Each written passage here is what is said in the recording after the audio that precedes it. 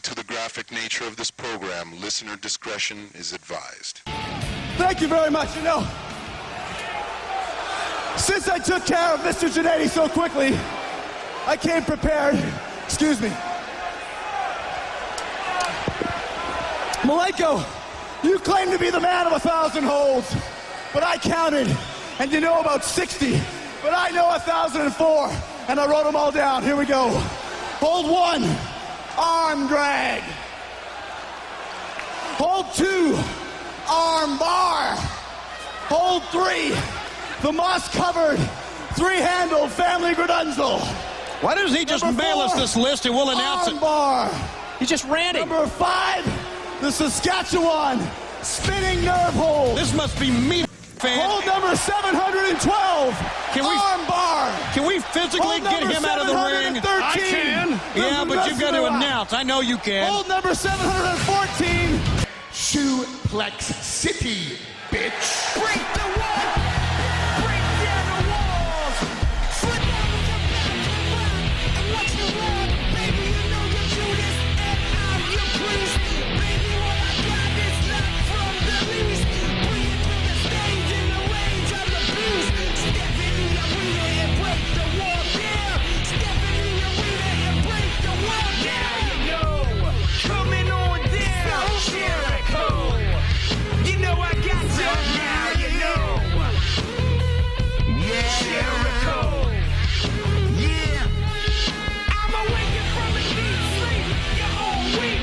You're living in the agony of defeat. I am the master of your whole heat. I am the pack, the flock, you like sheep. Step into the tail and break the wall down. Your heartbeat is the only sound. Step into the light and then you know you were stopped and dropped by the wall of Jericho. Now you know. Jericho. Coming down. Now you know. Break the wall down. For those about to rock. Set the clock. For those about Thank you for downloading episode 35 of Suplex City Limits podcast for November 29th, 2015. As always, I am Jim Vicious, along with the ding to my dong, all the way from Belleville. All the way from Belleville, the sexiest bearded man in all of podcastum, Rando Commando. And today we are joined by special guest Brian Zane from Wrestling with Regret. How are you, sir? I'm doing great, and I'm even feeling better now that you incorporated a Ding Dongs reference into your intro. That's made my day. Okay. If only I had a big bell over here to ring. Yeah, what the heck? When you start getting into like episode 35, like originally it's pretty easy, you know, the hawk to my animal, the Bobby Heenan to my whatever, but eventually you start getting in there, and then it's time for the ding dongs, I guess. The done to my well, and you really start kind of scraping the bottom of the barrel there. Yeah. Then you go to the obscure tag teams with people you know, but you didn't know the tag teams, like the K Quick to my the K Quick to my road dog. Oh man. Come on, now you're just reaching. Yeah. The Suplex City Limits podcast, a member of the OSW Podcast Network on piledriverwrestling.net. Available for download everywhere fine podcasts are found. Check us out on Facebook.com/Suplex City Limits, on Twitter @Suplex City Limit. And you have until December 1st to order your very own Suplex City Limits logo t-shirt. Sizes small to 5XL, shipping worldwide. Teespring.com/Suplex City Limits podcast. Let's talk about some wrestling, gentlemen. All right. There was some of that this week? There indeed was. Let's talk about, we haven't had a chance yet. I know you had mentioned Survivor Series, but we haven't had a chance to get into that. I've been stewing, most of the week about it, so let's talk about Survivor Series. What do you guys think of the high? Were there highs? I don't know. There were a couple of highs. Now, if you want to do an abridged review of Survivor Series, if someone could just cue up the sound effect of a toilet flushing, I think that would be an appropriate way to talk about it. There were a couple of things that I enjoyed about Survivor Series. The Gold Dust surprise and the pre-show was fun. I hope they build something to that. It looks like, based on what they did on Raw, they could be. I don't know how long it's going to last, but the fact that Goldust and Stardust did not interact all that much in the match leads me to believe it's going to build to something further down the road. Other than that, the tournament matches were of a good quality. Like, people complain about how short the main was, but I didn't really pay that much attention to it. I thought it was fine for a 9-minute match. Everything else, though, is just kind of like, it's one of those things where, you rag on it going into it because, well, this is super predictable, and then at the end you rag on it because, well, I mean, yeah, I could have seen that coming. It's just one of those things where it's like, wrestling fans don't want to be made happy, or they don't put themselves in a position to be made happy because right. With things like, now granted, this show was very predictable, and there's a lot of things that they could have done to fix that, to maybe shake things up and surprise people, but they didn't. They pretty much failed at every turn. Yeah, they put Kalisto over Ryback, and they're like, huh? See, this is far too predictable. So like, oh, we'll put a Kalisto over Ryback, and that'll be our big twist. That was the only. And the thing with Kalisto is, based on how they've been booking the last few weeks, I wouldn't be surprised if they're kind of testing the waters of him being like the next Latin superstar that they've needed ever since Rey Mysterio was gone. That's what they should have been calling for that for like the last year, I guess. Right, and I think that was the original plan with the first Sin Cara, was to make him the new Rey Mysterio, but we don't know how that turned out. And they're not, and now the name of Sin Cara is so tainted, they're not even going to let the new guy run with it. They're just going to like try and maybe give something to Kalisto, which take that for what you will, but I think, if anyone can do it right now, it's him, because I thought it was going to be Del Rio when he came back at Hell in a Cell, but that is not the case right now. No, that is not the case. The original Sin Cara, now known as Mr. Carl, or Misty Eyes is like 8 Z's. 2.0. Yeah, that guy is something. So, I mean, that's what. Yeah, Kalisto is fantastic in the ring. I love watching the guy. So, hopefully they do something with it. But they're so heavy-handed with, it's like you can tell one week they decided like, well, we need to get, we need to push a Hispanic audience. So they're so heavy-handed with it. With everything they do, they're very heavy-handed, I guess. But going into it, you didn't know. I guess I didn't know who was in any of these elimination matches. So that was kind of weird. Yeah, I didn't even know there was 2 of them. It just felt like very tacked on, I guess. Oh, you're talking about the traditional Survivor Series. Right. Yeah. Right. Yeah, the fact they didn't announce who was going to be in those, I thought was really lazy. Yep. On 3-hour shows, you think you'd have some time to like build to those and like say, hey, these people are going to be in it. Let's have something. Let's have an interview. Let's have literally anything. Try and build this. It was just a thing where you could tell that they were so caught up in having to scramble in light of Seth Rollins' injury that they were focused mostly on that in the tournament, and then they decided, well, let's just throw everything else together because that's not our high priority, and it showed. And they didn't even take the effort to, at least the week in advance, try to set up the match. No anything going into it, either of them, I guess. It's just really confusing. Well, shit, I read somewhere that they didn't know They basically booked SummerSlam, or not SummerSlam, Survivor Series. They booked Survivor Series like 3 hours before they went on air. Yeah, they didn't know until a few hours beforehand that Sheamus was going to walk away with the belt. Right. It looks like it. It looks like you booked that show 3 hours before. Oh, yeah, absolutely. Yeah. And I guess beyond not setting up any of these matches, they didn't really, a Survivor Series match is a good chance to push a face, you put him down in the odds 3 against 1, he comes back. I mean, we've seen that a million times. So that's they didn't even bother to do that. It was very well. No, they did that, but they did it with a heel and not a face. That was the most confusing thing. Was the match in which it was Sheamus and Rusev and Barrett and am I losing track? Was the New Day involved in that? No, New Day wasn't. But anyway, in that one. The one that Sheamus was involved in, it was New Day, Sheamus, and Barrett. That's what it was. Yeah.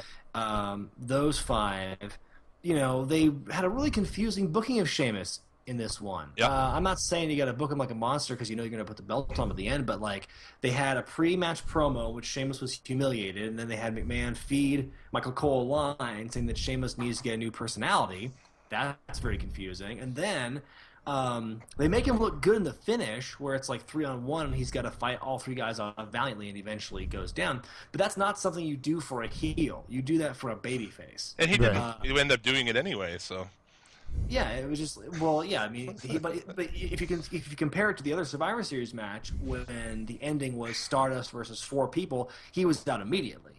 So Sheamus put up more of a fight than Stardust, but then he was ultimately beaten. But that's something, the fact that he was fighting back is something you do for faces, not for heels. So they booked him really strangely in that one match. yeah. Now, it's not the first time, because history has shown us that if you win the Money in the Bank, you expect to job a lot before you suddenly win the title, and that's not really a new thing. No. I think people like to think that Steve Austin just became champion immediately after winning King of the Ring, but that guy just he jobbed at Aldo Montoya in the months on Superstars in the months after winning King of the Ring. So Right. I'm not saying that it makes sense. I'm just saying that's the trend. That's how they do it. Mm-hmm.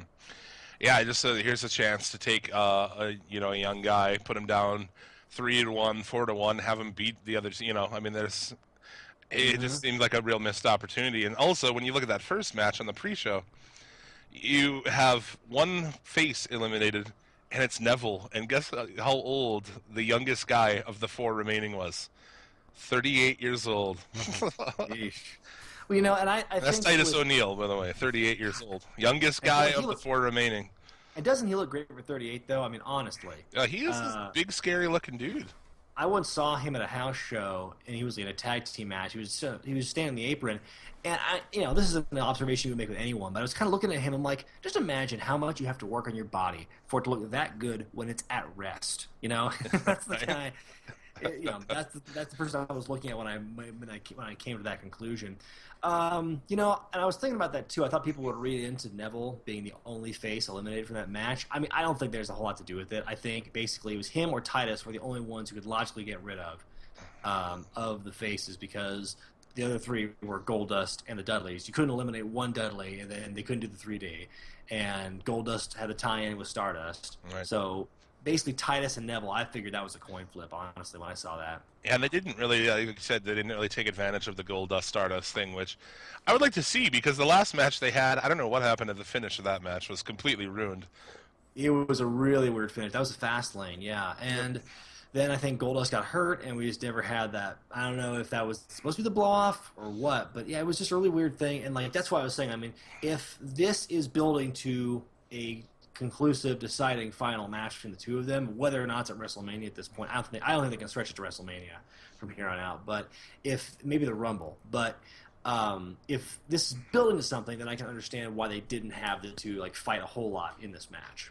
Yeah, and I guess we've called for it on here, man. Before Goldust goes away, I want a full throwback, full-on wig, everything. No, too far. Mm-hmm. I think you could do it, but Oh, we got a bad connection. the fact there. is they distance.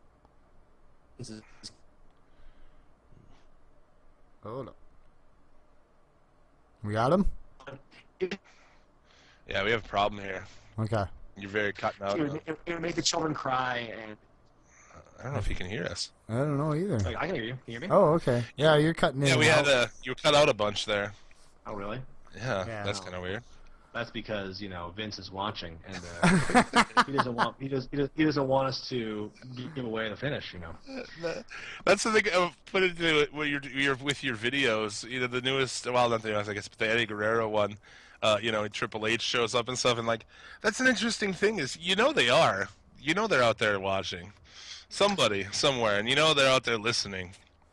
Yeah, I mean that you think that. I think with the combined amount of voices online and in publications from the people who are the legit people like Alvarez and Meltzer and all that stuff, all the way down to me, this smaller scale thing online talking about what they're doing wrong, and this is not new. They've been talking about this for the last 15 years, Right. almost. You think someone would have their finger on the pulse of what people are talking about. But I think they know about it. They just don't care. That's that's the way we see it. Either that or it's what we've done has worked in the past. We do our own thing, and sometimes it works, sometimes it doesn't, and we're waiting for that point where it starts to work again. Yeah, that's the thing. It's really confusing to me. I don't know if you're familiar with Solomonster Sounds Off, Jason Solomon's podcast. It's an 8-year running podcast, and it's like how they don't just pay this guy to come and just write for their stuff is beyond me.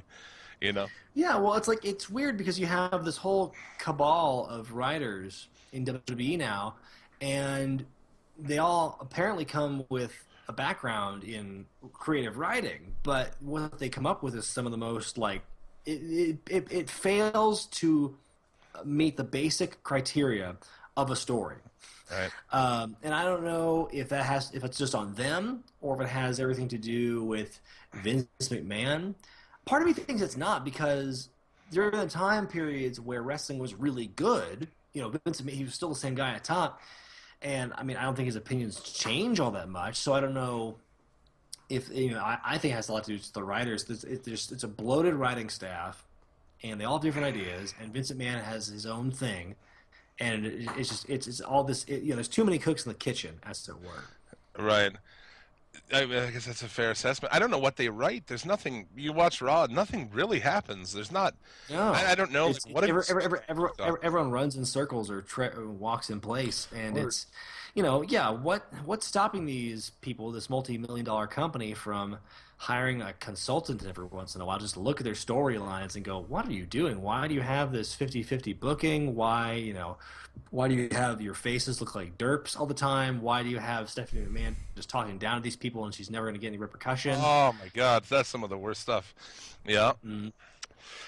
But when you think, when you think you're the shit, I guess you don't. You have to be open to criticism and feedback, I guess. And they're not very open to feedback. They've proven many times. Yeah. So, but yeah, a lot of these people. I mean, I feel like unless you have like a childhood memory of running into the living room when the Ultimate Warrior song played and like shaking invisible ropes or something, unless you have a memory relatable to that in childhood, I don't know if you should write wrestling. That's probably a lot of the problem. Is these people are right for everybody loves Raymond and stuff like that, and all of a sudden they're writing wrestling. They don't really give a shit about it. That's true, and you could argue that wrestling, the way if you write it properly, is just like any other form of entertainment, scripted entertainment, just with punches and slams and stuff. Mm-hmm. But the one thing I've learned is that wrestling is a very separate entity. It's a whole other monster. Yeah, because you have to incorporate what they do in the ring for your story to make sense. You can't just have like this overarching story and then like side plot, here's this stuff that has nothing to do with what we're writing or doesn't help or it mostly hurts what we're writing, hurts what the message we're trying to get across. It's just one of those things where it can't be that hard to write a basic like good versus evil story. And I know we're past the point now where we do just good versus evil, but there has to be some competency to it. We all know that good guys versus bad guys is passé. and here's the thing, and I know we could stand here all day and talk about, well, they gotta do this and they gotta do this. I feel that internet fans and fans in general, they have good intentions, but when I hear people say, it's like they got to do something to change things up. What if they do this exact same thing that I liked when I saw it growing up? Like one of my viewers on my show commented, what if you give Tyler Breeze a gimmick where he's got like Baron Corbin as a bodyguard, like Shawn and Diesel? People have been wanting the Shawn Diesel dynamic again for years. I mean, like they saw the same thing happen when it was like AJ Lee and Tamina. They kind of wanted, they were kind of hoping that to happen. And same like Brian Kendrick and Ezekiel Jackson, they wanted that. And now people want it again. It's like, I get what you're saying, like the old stuff that worked, make it happen again. But like that's what we're getting now. We're getting this mentality is like, well, old is new again. Let's bring back the Dudleys. Let's keep the Undertaker around. Let's have Austin and Michael show up every once in a while. Let's have Flair show up. Yeah. Like, they're doing that. They have this mentality where they think all they have to do is dip into the bag, the Attitude Era bag, and say, here, look at this stuff. Isn't this awesome that they're back and that they're great again? I feel it's going to get to a point where we reach heroes of wrestling status, where the Dudleys are going to be as old as, the Bushwhackers or Sheik and Volkov, and they're going to be, botching stuff, in the ring. That's what we're heading toward, I feel. And like the thing that allows it to happen, and this is something I want to discuss in a future episode, why they keep going to the past so much, is because the way wrestling works is, as long as you haven't lost a limb to diabetes, or you haven't just have total nerve damage that prevents you from like bumping ever again, you can work a very long time in wrestling. People have wrestled for decades long careers. And that's the thing, because wrestling is not an objective event. It's not an objective sport. Like if you had, say, let's just compare Kobe Bryant to Steph Curry. If you had those two one-on-one, Curry would smoke Kobe Bryant every time because of the age difference and the fact that Kobe's been around for so long. But if you had, and that's because basketball is a game that's judged entirely on individual athletic skill, as is with most legitimate sport. But if you have professional wrestling where somebody writes the finish for you and tells you who's going over, as long as the wrestler is able to, take a bump every once in a while or lay a haymaker, then yeah, they can be seen as equals. That's why you have like Undertaker and Lesnar, and that's why it makes sense in the world of wrestling, or the Dudleys and the New Day. Because in the real world, if it were a real athletic competition, the New Day would smoke the Dudleys because they're younger and they're stronger. Right. But that's just the way wrestling is, and that's why it's okay for them to bring the past back to wrestling, is because wrestlers, by and large, can continue to work for a long time. A Honky Tonk Man wrestles to this day. Doesn't even take a bump. Not a bump. He doesn't bump for the shake, rattle, and roll. The one time I saw him do it was years ago at Cyber Sunday or whatever, when he did it to Santino. He took a bump and he got up and said, "Holy shit," because he couldn't believe he did it. Again, it's one of those things you can work to play to your strengths. That's what wrestling is. When you're older, is you play to your strengths. You don't have to bump. You don't have to do crazy spots if you don't want to, because your opponent ideally is going to make you look good, and someone else is figuring out the finish. Yeah, well, that stuff lives down in the South, not to like put out Southern people or anything, but what is that federation? There's a fed out there where like the Rock and Roll Express are like there all the time and stuff, and like who else did I see? Just like really old guys. It's all old guys, and it's just, that's really weird to me. But I mean, we've said for a long time, Undertaker, Kane, those kind of guys, they need to just retire because it is Sting weird. too, man. Like he just, he ended up getting hurt because they threw him back in the ring.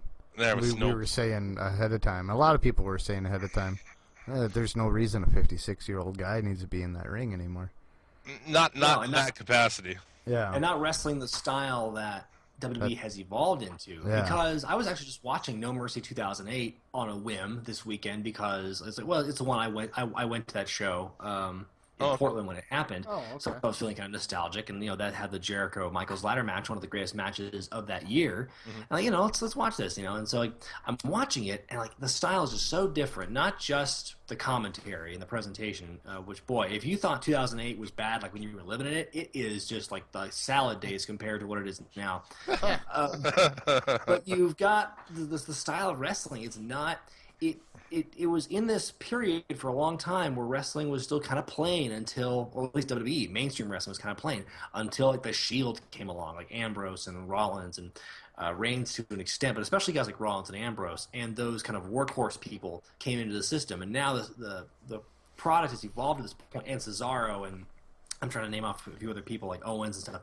All these people with this like high impact Ring of Honor, go mentality. It's the indie style. The indie style has made its way into WWE, and so now you've got this hybrid of like old school WWE, like basic floppy stuff, and you've got the high impact indie style that today's generation is doing. And so, yeah, if you put Rollins in with Sting's going to get killed out there, because he can't even in his prime, he couldn't do the stuff that they were doing at Ring of Honor. Things that Rollins and Punk are known for doing.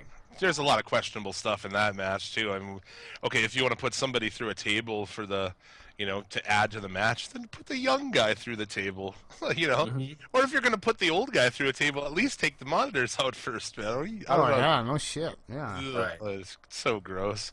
I honestly, like I said, I'm obviously kind of joking, but when that happened, when he went down in the ring, part of me was like, "Oh my God, we're gonna watch this man die here." And the other part of me, as a podcaster, was like, "Oh, dude, this will give us a lot to talk about." We got like 3 or 4 episodes worth of stuff right here. Right there. Listen to that match. If a person died in I'm joking. I would never hope for that.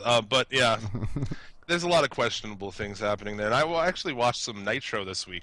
Going back to what you were talking about, Raw, and every match is to set up an angle, or every match is an ongoing angle. And it was like, not that Nitro had any great booking, but it was Nitro from like '97, and you can see like how you'd have some interest going into the pay-per-views, and they just do not seem to pull that off at all. Yeah, they're doing the one thing that, they're failing at one good thing that Nitro was doing. And, like, for a while, they could do well as well. Like, they had everyone doing something, everything built to something, Even if the angles weren't huge, even if, like, they weren't main event angles, obviously, because not everyone could be the main event, like, they were doing something. That's it's very indicative of, like, the Russo-style booking that everyone liked. And to that extent, the Chris Kresge. And as soon as the McMahon era came in, when Stephanie started becoming part of creative, that started going away, but it's never been as bad as it has been in the last, I want to say, 3 or 4 years. Yeah, I'd like to, whatever, other than like her last name, she doesn't know anything about this. Like, this is not a creative person, I imagine, as far as wrestling goes anyway. Well, one thing we've learned from the last 2 years is that Stephanie does not seem to be a creative person, but she's very good at branding, because WWE now is just a constant effort to get the brand out. When you see stuff like the JBL Torito commercial where Mark Henry drops acid and envisions JBL Torito, or you've got the Totino's Mama's Boy guy coming out on NXT. God. It's like it's all, and then earlier this year or last year is Adam Rose and Santino selling Twisted Tea, and Adam Rose is kind of like the sponsorship guy. It's just it's clear that it's less.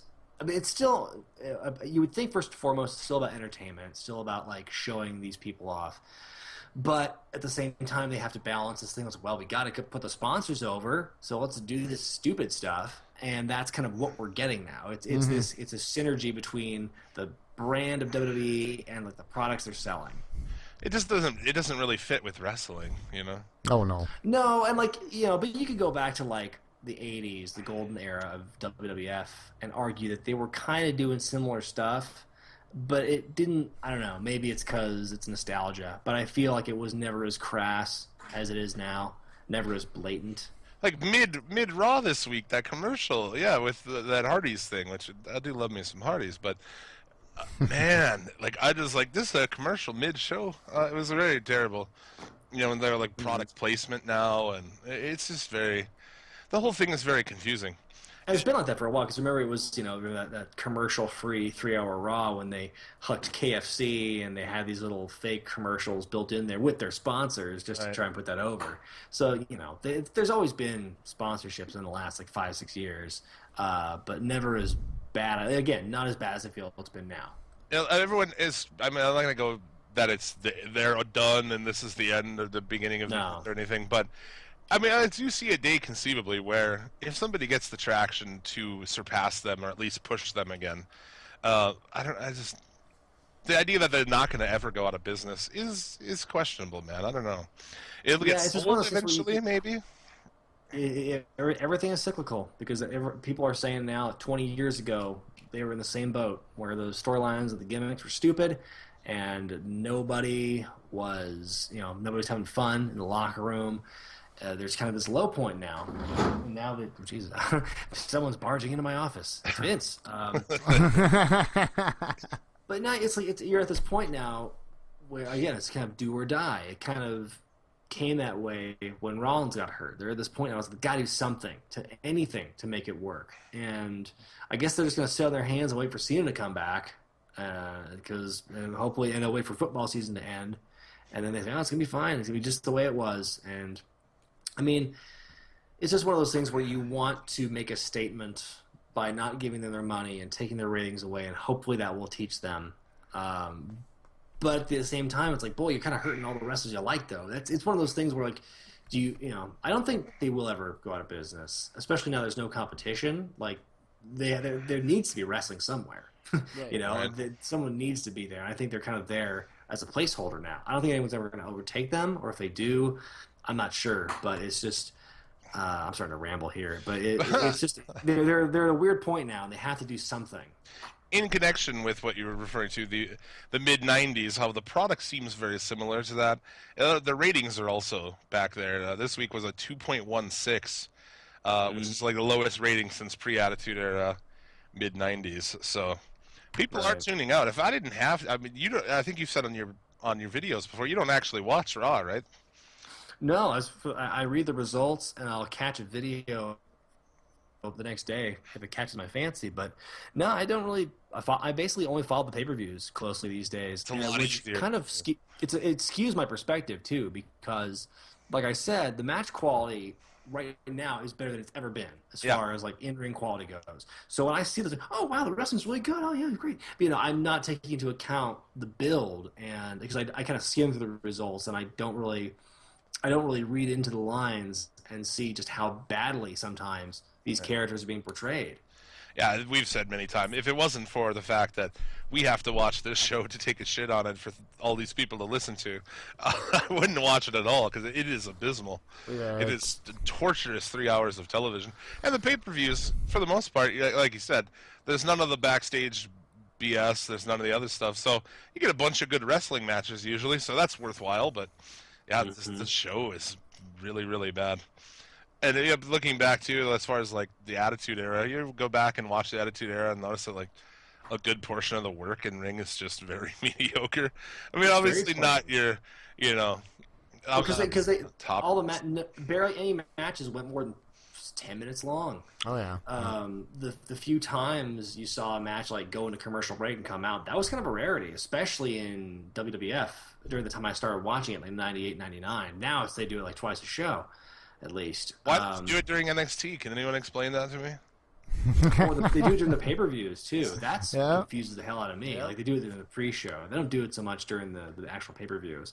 But all the commercial, I'm like, why are you still on the network? Like we're on the network now. Like that's how we're watching this. Yeah, I mean, I think it came out this week. 81,000 people ordered. What was the previous pay-per-view? I do Hell in a Cell. Hell in a Cell. There you go. 81,000 people ordered that traditionally. So. Oh, through the cable system, yeah. Yeah. So, 81,000 people paid $60. Idiots, if you ask JBL. Michael. Michael. We really, that's just how it usually goes, where we start off on the pay-per-view and then we just go off on something and then here we are. We didn't really talk that much about the show.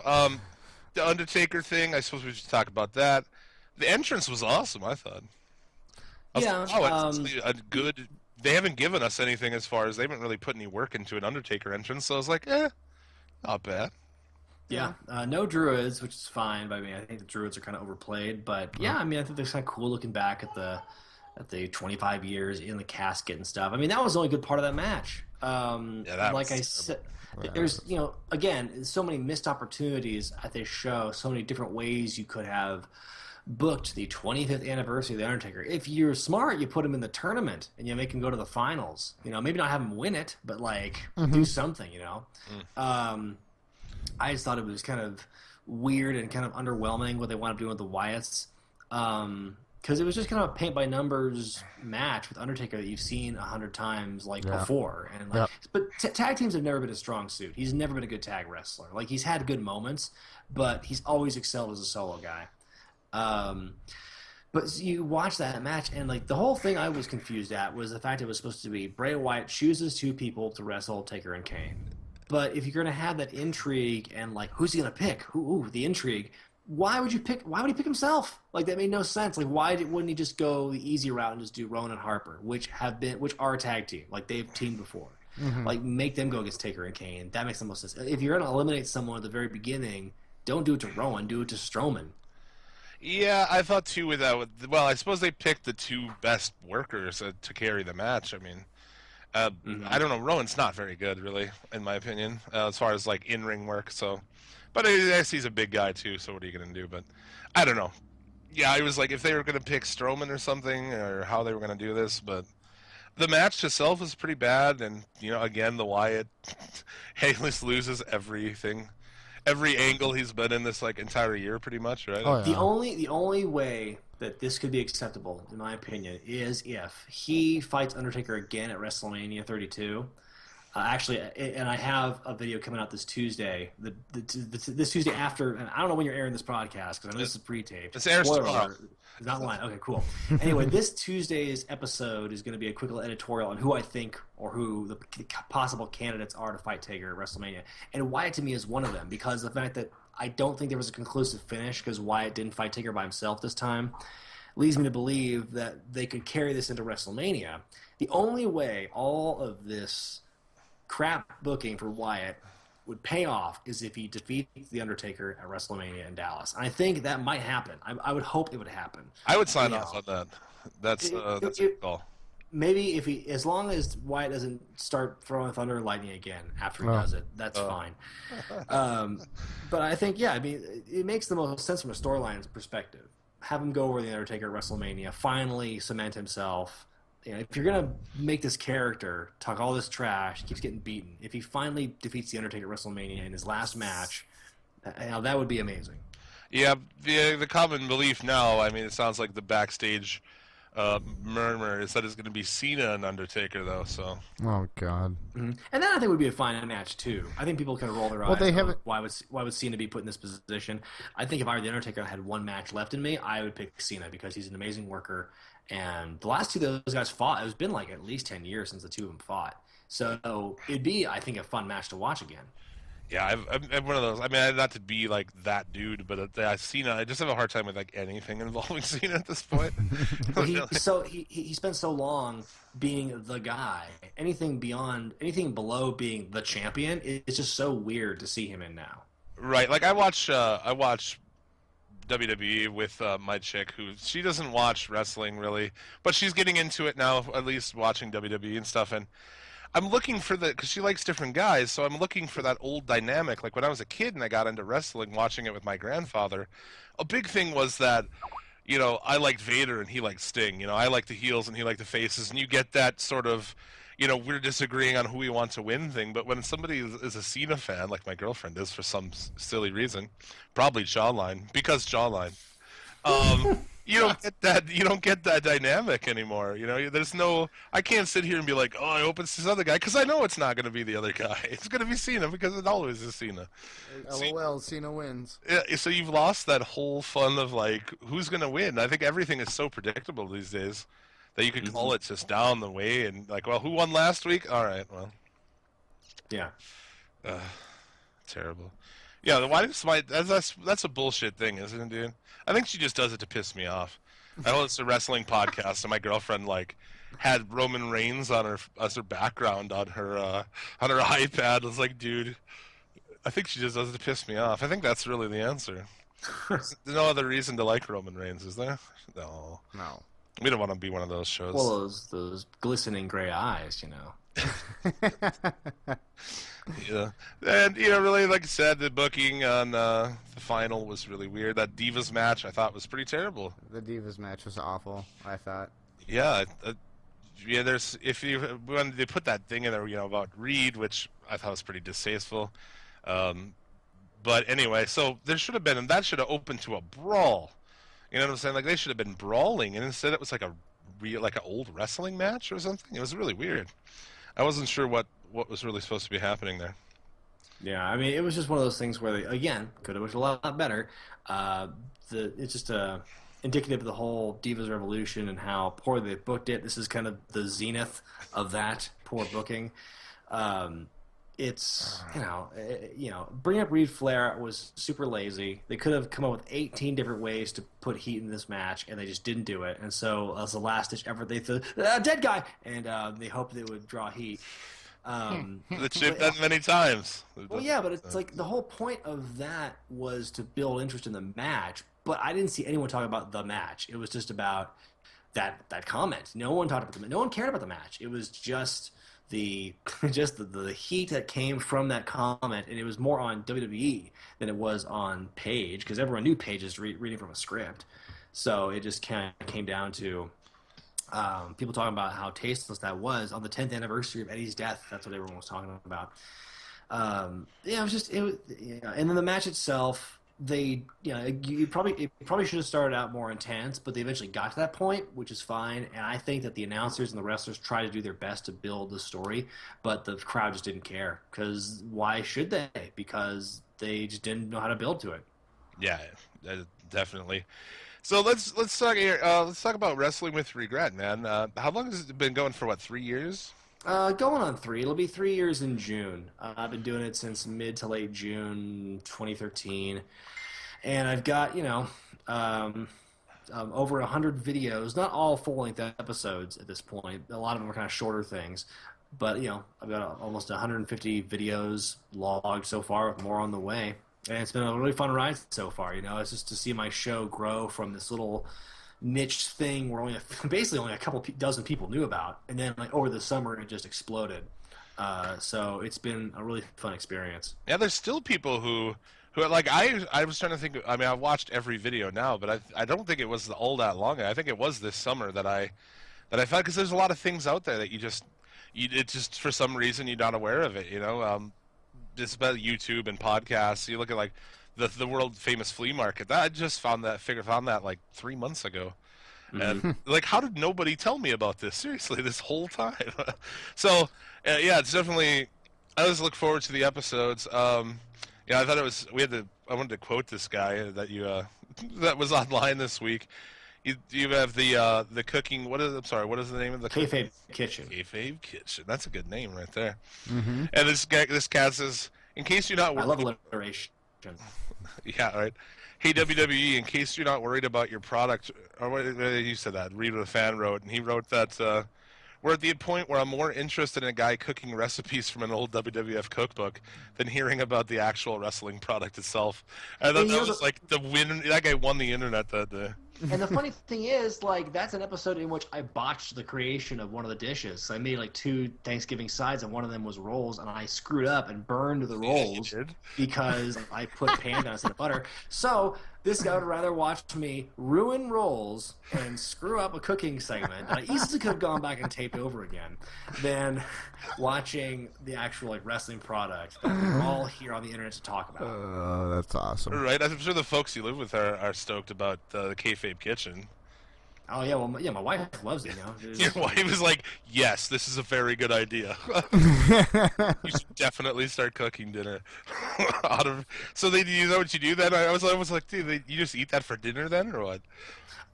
Usually the way my schedule works out, I don't have time to make the stuff until evening after dinner. So it's usually tomorrow's food or whatever. So it's just a fun little thing I do. It's just one of those things where I was looking for ways to create content, right? And it's I could just do one episode about some of the wacky recipes on the cookbook, or I could just make it a recurring thing because there's a billion recipes to do. Not all of them are good. I don't think all the recipes are going to be shown on Kayfabe Kitchen because the drink section is super disappointing. It's it's just Jello shots or coffee with booze in it. That's literally it. And so I'm probably not going to do drinks, but there's a lot of stuff, especially in the sides and the entrees, I could spend a lot of time doing. Yeah, do they have any drinks with cocaine in them and shit, or? No, none of that. Drop 5 somas into a glass of Jack Daniel's whiskey. No. Jake Roberts wasn't working with the company at that point, so he was. There's no Jake Roberts recipes. When the somas kick in, it's time to go home. Tackle, drop down, pass out. That's Shawn Michaels and Scott Hall, man. They take somas, and when they started kicking in, it was time to go home, man. Yep. But the Kayfabe Kitchen thing, it's people love it or they don't, and it's just a fun thing I like to do just to keep content flowing. Because I gotta let people know I'm still alive, basically, when I'm not doing the full-length episodes. Oh, right. People think that you're gone from their screen, so you must be in peril or something. Yeah. Right. The YouTube thing and even podcasts is an interesting thing, man. You take a lot of time out to make things, and people are we sometimes our show will it doesn't go up until Monday, and people are like, "Where's the show?" fuck you, you know, like, like dude. We have a schedule. Come on, you should know by now. Well, no, if we're late, sometimes we're late, man. You know, sometimes work all week. We got, you know, shit to do. It's like, we don't get paid. You don't pay us. Calm down. Right. And that's the thing. It's like, this, first and foremost, is a hobby to me. I just did it to have fun, and because I looked on the internet and I saw there was no wrestling equivalent of like the Angry Video Game Nerd or Nostalgia Critic, so I'm like, I'll do it then, because at least I have a background in wrestling, so it's not just some kind of like smark talking. It's an educated smark talking. But, you know, so I did this just for fun, and now it's finally getting to the point, now that it's blown up, I'm actually kind of making money off this. Like, oh man, this is amazing. I've made more. It's like I've said this before, like, I don't mind not doing wrestling shows anymore because, you know, I mean, I miss the camaraderie and I miss being out there in the crowd, but it's like, you know, at least I'm getting paid for this. Yeah, you know, exactly. I don't have to drive like 200 miles each way and put wear and tear on my car and miss my family to do this wrestling thing when I have this show, which is putting me in a much bigger audience and it's actually paying. So. Right, that's an interesting that you drew that that comparison, because I was thinking about that today, and I was kind of like, this. It is sort of the angry video game nerd or nostalgia critic of wrestling, and there wasn't anything like that. So that's definitely awesome. I love that when people take interesting angles, even like this podcast is. You're finding an interesting angle into wrestling. You're looking like Joe Gagne's Fun Time Arcade. You ever check that out? Yeah, I've seen that. Fantastic. You know, I just love stuff like that. You find a little angle and do creative things, and you know, it's awesome. So you get a new episode on Tuesday.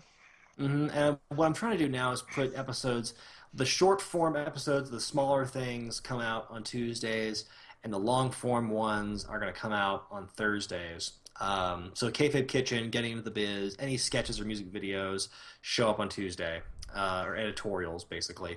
Mm-hmm. And actually now what I'm doing is I'm starting to re-edit some of my blocked videos, because YouTube over the last couple of years has blocked like 10 of my videos. Mm-hmm. So my plan is to re-edit them to, at the very least, get them viewable. If I can't monetize them, that's fine, but I'd like to make them viewable again, without having to direct people to my Daily Motion channel. Sure. Because it's a good kind of safe haven for it now, but I want everything on YouTube, basically. So on Tuesdays, starting in December, some of my classic blocked episodes, the ones that really made them mad, will be back on YouTube. Yay! That's excellent. Yeah, it's so definitely check that out with your YouTube. I imagine it's just Wrestling with Regret, right? Yeah, it's youtube.com/c/wrestling with regret, and then or you just look it up on the search bar and it's there. My Facebook page, it's same name, Wrestling with Regret. Twitter @ZMan Brian Zane. I'm finally starting to use Twitter the way it was kind of meant to be. Right. So I ignored it for so long, but now people are commenting more on Twitter, so I'm starting to follow along. But those are the three best ways to get to me. And then, of course, there's wrestlingwithregret@gmail.com. And I'm always open to suggestions and stuff. It takes a while sometimes for them to kind of like come to fruition. But believe me, I do take into account people's suggestions. Yeah, T-shirts on Pro Wrestling Tees. Oh, God, yes. Thank you so much. I have T-shirts to sell. Yeah, so if you go to Pro Wrestling Tees, prowrestlingtees.com/wrestlingwithregret, you'll find 3 fabulous, high-quality screen-printed T-shirts to wear around the house like, and they're I don't know why that was so funny to me. Yeah, well, hat tip to Attitude Era Podcast for that one. But it's they're $17 right now. Actually, as we speak, there is a Black Friday sale, so 20% off everything on the website. But my shirts now are $17 a piece before shipping. And yeah, I mean, I'm really proud of the shirts, and I'm just, it's just one more thing I'm just super proud of, to have my thing out there. Wrestling with Regret. It's something that I just kind of cooked up on a wild kind of dare thing a few years ago, and I never thought it would get to the point where it is now. I love to see it expand. I don't know how much bigger it's going to get or how long it'll be before the bottom falls out on this thing, but I'm just happy to make these videos and make so many people laugh and cry. Exactly, man. That's the thing. You come home. I come home on from work, and you fire up YouTube, and it's like you get all these, most stuff from people who are just honestly putting out things. You don't have a sponsor to worry about. You can say whatever you want to say.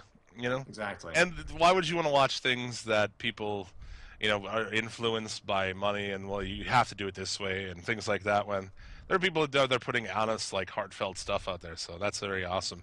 But definitely check that out. I also believe, to further your T-shirt thing, I believe if you purchase $100 on Pro Wrestling Tees, you get a free Under the Giant T-shirt.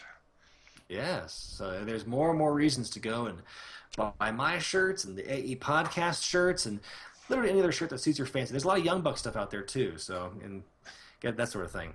Get all that good stuff. Do they have a shirt with a 9-year-old super kicking them and them selling?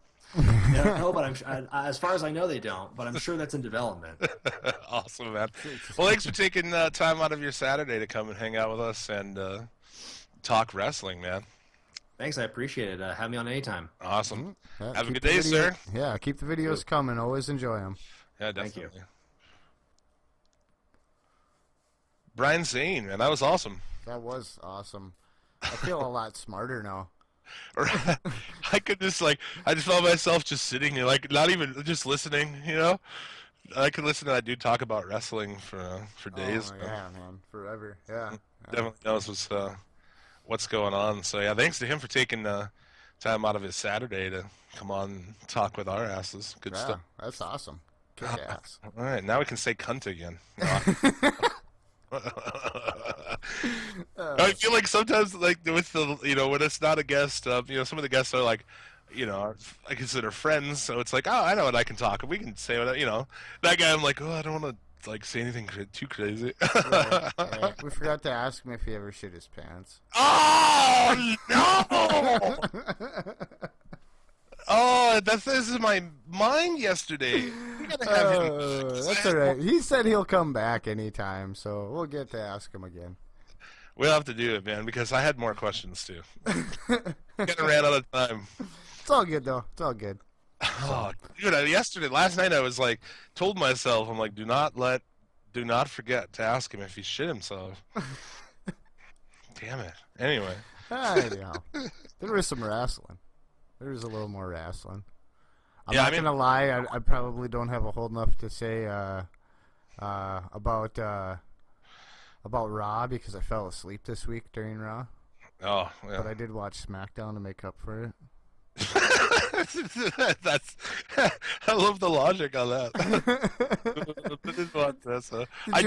Did you see the question mark in my comment at the end? I watched SmackDown to make up for it.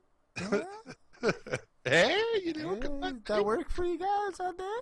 No. Is you guys pleased with that, man? How's that novel you're working on, huh? Coming along pretty good? Huh?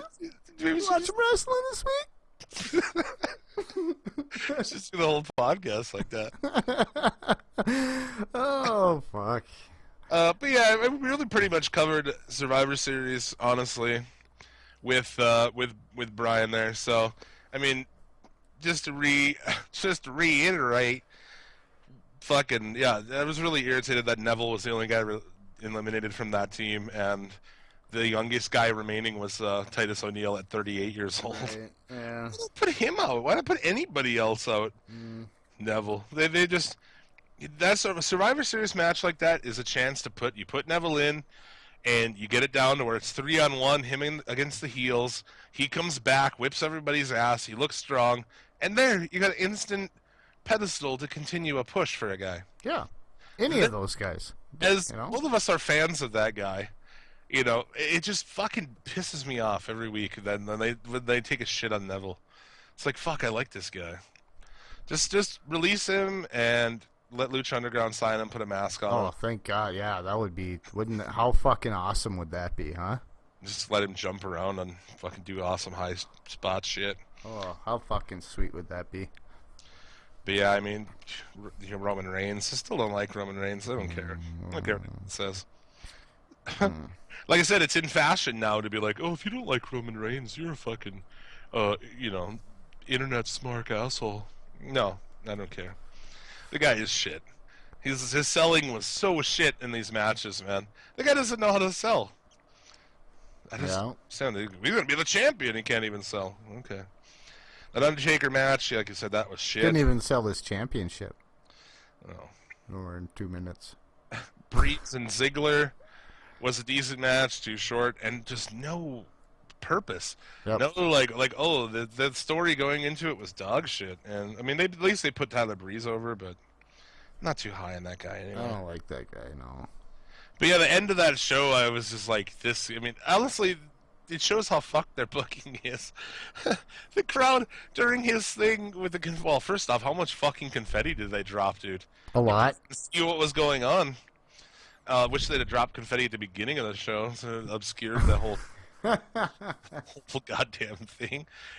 But the crowd goes fucking angry when he wins, and then Sheamus comes out, and what should be a booing, they fuck. That was the biggest pop of the night, probably. Yep, when Sheamus came out, yeah. Everyone, that's what I was when I was watching. I was like, yay! Anyone but you. Yeah. I was watching it with Steve, and he was like, "Here comes Sheamus. Hold on." He called it earlier in the day. Yeah. So it's the only way they could have done things with keeping. Either they would have had to turn one of them dudes, either Ambrose or Reigns, one of them heel, or this would have to happen. Yeah, this angle's happened already. Yeah. This is the Daniel Bryan story, except that people like Daniel Bryan. They think that they're going to put that Roman Reigns is going to get over. And we saw someone in our group this week. He was like, I don't know, I'm starting to kind of, get on with Roman Reigns. And it's like, dude, no. This is working on you? Holy shit, you better watch out during the commercials, dude. I went to Taco Bell and I bought this new ass buster burrito because, I don't know, something told me to. Like, what the fuck? Yeah. They're washing your brain. Don't let them wash your brain. So, I mean, and then too, I'm also irritated that Cesaro was injured before coming into this, carrying a fucking Samoan. In a match that Vince McMahon said was awesome. Vince McMahon, I guess, said it was such a great match, Roman Reigns and Cesaro. And the reason it was awesome was Cesaro, not Roman Reigns. But that's not how they see shit, so. Yeah. Now Cesaro's out, that's convenient because they didn't want to do anything with him anyway. He was also in the real Daniel Bryan spot. Yeah. Just terrible. Yeah, but that's the thing. Guy injures himself, putting a fuck of a match on, making a piece of shit look good. Yep. I don't know. I guess there's something I thought about this week was the issue that I have is very seldom do things align where you get two good workers together, Yeah. And that's the unfortunate thing. If you look at Ring of Honor or Lucha Underground, New Japan, shit like that, the marquee match is that. It is when two good guys come together. Lucha Underground's almost always. Yeah. But WWE is always a really good guy and somebody who is a look and sucks. Yeah. And it's kind of always been that's been their formula forever. Yeah, I was just gonna say. Even WCW, that's classic wrestling, I suppose. But I want to watch. See, you gotta have some sort of spectacle to the whole thing. And I don't give a shit where Kalisto is on the card, or where Neville is, or that they're both face.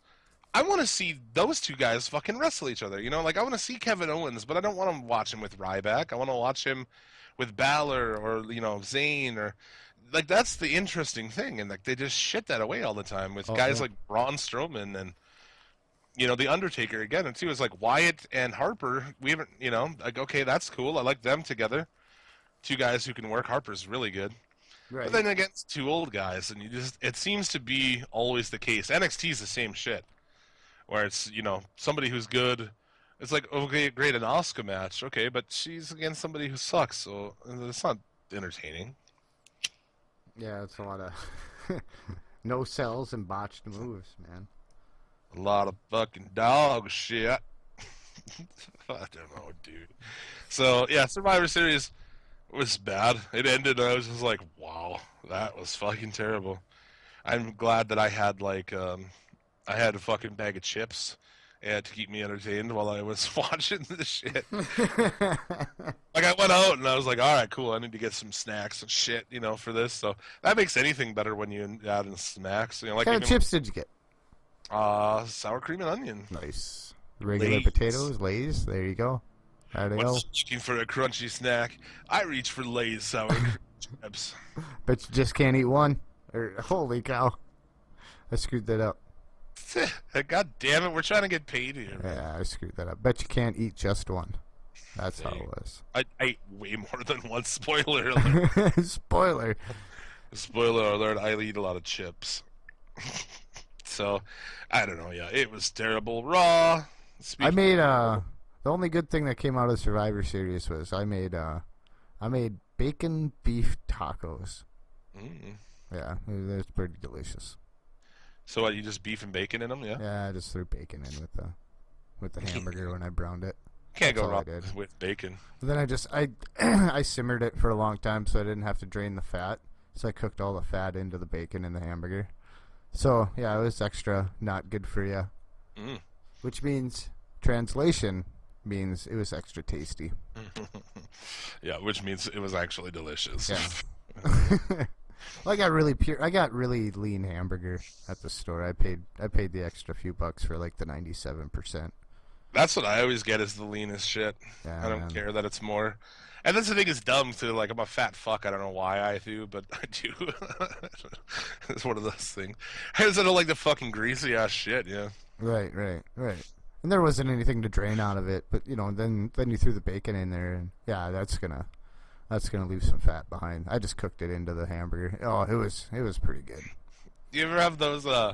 You ever have those pizza patties that you can buy at the grocery store? Yeah. They're like frozen pizza. They're the greasiest things ever. Yeah, they're like fucking 70%, 70-30, 30% fucking. They shrivel when you cook them. They're like that's nothing. Yeah, and then it's just grease. Like you're just like catching grease in a bucket when you're making those things, dude. You have to dump the Foreman if you make those in a George Foreman. The little grease caddy. Halfway through.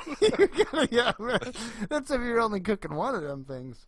I know exactly what you're talking about. In the grease caddy. The grease caddy. I like it, dude. He's gonna give you a knock it out. They're gonna knock you out. These hamburgers. Hey, they're gonna knock you out. Yeah, Hulk Hogan had a shot at that. They're like, back in the day, I guess, as far as Hogan tells it, which, I mean, bullshit, who knows, but they came to him with, the Good Foreman Grill or this other product, and whatever the other one, he picked the other one. What was it even? I bet it would have been the Hulk Hogan grill. I bet it wasn't called the George Foreman grill. They were going to say, you can have this grill or we can do this other thing, and they picked the other thing. I don't remember what it was. So they went to George Foreman, and dude, those things are fucking great. Was it a Confederate flag company by any chance? Was this other endorsement deal? See, it was an old fucking pillowcase factory. Brother, what you gonna grill, brother? I can just hear his catchphrase, man. Why didn't he do that? Yeah, look at all the money that George Foreman made doing that. He could have got in with Mean Gene and that hamburger money. Oh fuck, get some hamburger money. I will gladly pay you Thursday if I can have a hamburger today. A fucking rap song about hamburger money. Go get the Mean Gene hamburger money. Get that money. Hamburger money. Motherfucker. Oh, that's absurd shit. Yeah, the Foreman grill. We need to get a hold of Yuck. That's what our intro music should be. Oh yeah, hey. Hamburger money, hey. Shout out Yuck Nasty. Yuck Nasty is my phone number, and he texts me randomly, and it's just fucking makes me. Just the idea that Yuck Nasty is texting me makes me laugh. They just had their 100th episode of their show this week. That's fantastic, awesome. Check that out. It's fucking still one of the most absurd fucking things that is in existence, and I mean that as like the biggest compliment possible. That podcast is just insanity. Those two. We lost control of ours when he was on here. That was awesome. When he showed up with like two other dudes. Yeah, that was crazy. That was nuts. That was a wild fucking. All right, it's a 5-person show. It's a 6-man tag. Yes. We only needed one more. It could have been a 6-man tag. My cat was roaming around. I guess I could have put my cat on the podcast that day. There you go. Let's do Raw. I don't have a lot to say other than like Raw was one of the worst Raws. I mean, I don't know. Maybe if it was like the 1-2 punch of Survivor Series and then this Raw. But honestly, I was like in my view of it, I felt like it was the worst Raw I've like ever seen in my life. This Raw I had made blood somebody fart Wednesday. Yeah, it fucking blood farts. No, this Raw made somebody cancel their WWE Network subscription. Right, dude. Yeah, mutual friend and podcast listener Steve. He canceled it, huh? He's just like, he told me that's what he was gonna do. He was gonna cancel that shit. Get rid of that. Well, I don't. It's funny because Depends what you get out of it, you know. I mean, like I watch so much shit on there, but it depends what you're after, I guess. You know, for me, like I sit and I'm like, I get a little bit of free time, and I'm like, oh, dude, I'm gonna watch, some weird pay-per-view. So unless you're doing that, I can see it. Well, I was thinking about getting rid of cable, so I'm not sure what I'm gonna do there yet. How's that Roku or whatever that you get El-Ray on? What else do you get with that thing? You can get El-Ray on the Xbox One, dude. Can you now? You could. That's where I had it. Oh, that's fucking... It's not on PS4, but it is on Xbox One, yeah. That's fucking awesome. Okay, I know what I'm Sling doing. TV, man. It's worth the $20. Sling, okay, Sling, okay. What else do you get? What other networks do you get? Are we breaking up? Right? Yeah, ESPN. No, we're good. Okay. Yeah, I'll have a large with... No. Cherry, Uller, with Mac, Oak, Lard, Eyes. Sling TV, get ESPN, ESPN2, TNT, El-Ray, ABC. No, you don't get ABC. No ABC. Bummer. No, you get History Channel. Oh, kick ass. Get us, I think, I don't know, A&E. Do I have to buy some crazy shit for that, like an adapter? I tell you what, though, no, it's on your Xbox One, man. Okay, I tell you what, though, I using your Xbox One to stream your cable box through is fucking slicker than schnot. Holy fuck, that's awesome. Yeah, that is pretty cool, right? Yeah, I bought one of these a long time ago. Yeah, you should have. Shut up. You bought your PS4, you should have bought an Xbox One instead. I love my PS4. But yeah, and Sling is worth it. I'm gonna probably end up signing up again for it, just because it's the best way to watch Lucha Underground. It is. You get to watch it live, huh? Yeah. You have to wait till on YouTube the next day. No, you can watch it live, or you can watch it later, like on demand in the evening. The episode's up there for like a day or two, so you can go back and watch it. But yeah, definitely awesome HD. Looks fucking tasty. Nice. But yeah, I usually watched it live. So this year I'll be watching Lucha Underground live tweeting at Suplex City Limit. Nah. Like I said this week on Facebook. Did you know that you could follow us on Twitter and listen to me mostly shit on live WWE events? Because a huge portion of the shit is just like me just like taking a shit on stuff. People retweet the fuck out of it. It's like hashtag WWE following most of the time. Someone used the hashtag whatever taint piercings or whatever. That's awesome. Yeah, I know, right? I should look actually. That dude... Oh, my favorite part of the do we have any Mark Tank? I don't really this week. Not this week. Oh, that's a bummer. That's my favorite part of the show. Mark Tank.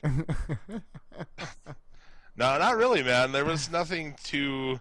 It takes a certain kind of article. I've noticed for people to. It's like you have to ask them an opinion, really. If you just post something, mostly people just go, "Well, that's dumb" or whatever. But it has to be something like what what did WWE need to do to sell out, or shit like sell out in Dallas and shit like that. Oh yeah, that's right. Yeah. But well, we gotta do. What does WWE have to do to fix their fucking mess they got right now? Oh my god! I want to hear the Twitter people. Go back to Attitude Era. Broad panties matches. Edge. We need Edge. Yeah, he needs to come back. He needs to wrestle the ghost of Andre the Giant. And Macho Man Randy Savage. In a handicap match. Handicap match. Brother. Yeah, Special guest referee is Gorilla Monsoon. Yeah. Yeah. There you go. But yeah, I didn't really have. I tried to look. I couldn't find it. I should have took a screenshot of that dude's.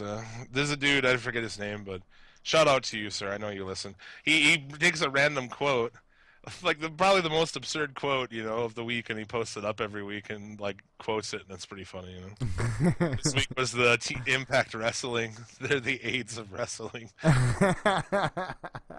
They are the AIDS of wrestling. There's no cure, dude. Their show is like a big bag full of wet dicks. This is wet ones. Yeah. What are they wet with? Piss or anything? The worst thing you can imagine. Whatever.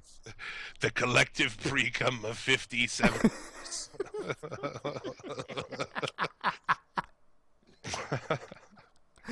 That's pretty bad. Well, Not that a bag full of dicks was bad enough. Yeah.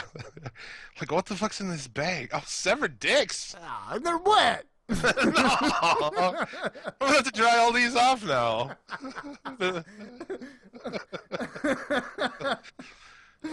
You don't have to dry them off by hand, do you? Dry them off however you want, man. You put them in the drying machine, the dryer. It's just like 50 dicks, like clunk, clunk, clunk, clunk. What's in your dryer? That's just a bag of wet dicks. Last week we were talking about all the movies we used to make back in high school, Yeah. And there's one where I'm a teenage punk, which wasn't too far from what I was at the time, anyway.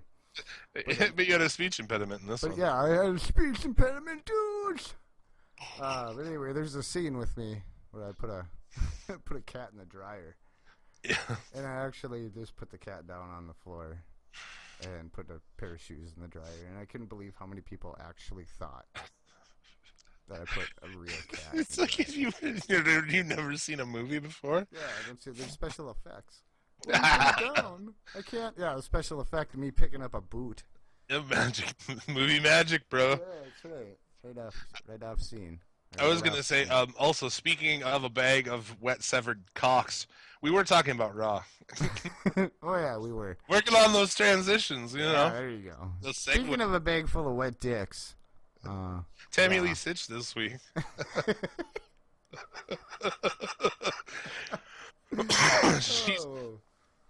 Tammy Lee Sitch, age 46, was found sucking on a bag full of severed dicks. That's why they're wet. That's why they're Just wet. like she's like sucks one off. 1, 2. She's doing it. She's on the road to recovery. She's got a job in the severed cock factory. Yeah. Congratulations, Sammy. Get your life together. She is the only worker, and they have met quotas all year. Yeah, we've got 7 cocks. They need second. Get your 7 cocks here. 7 cocks over here. Get your fresh 7 cocks right over here, please. What the fuck has happened to this show? It's like it's pent up, like we have to, like we're being pretty professional during our interview, and it's like afterward we're just like cock, shit, dicks.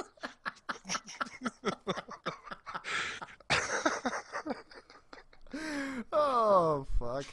This shit's fun. It was hour 2. The drugs began to take hold. No use mentioning any bets. Poor bastard will see him for himself. Raw. Fucking bet country. Oh my goodness.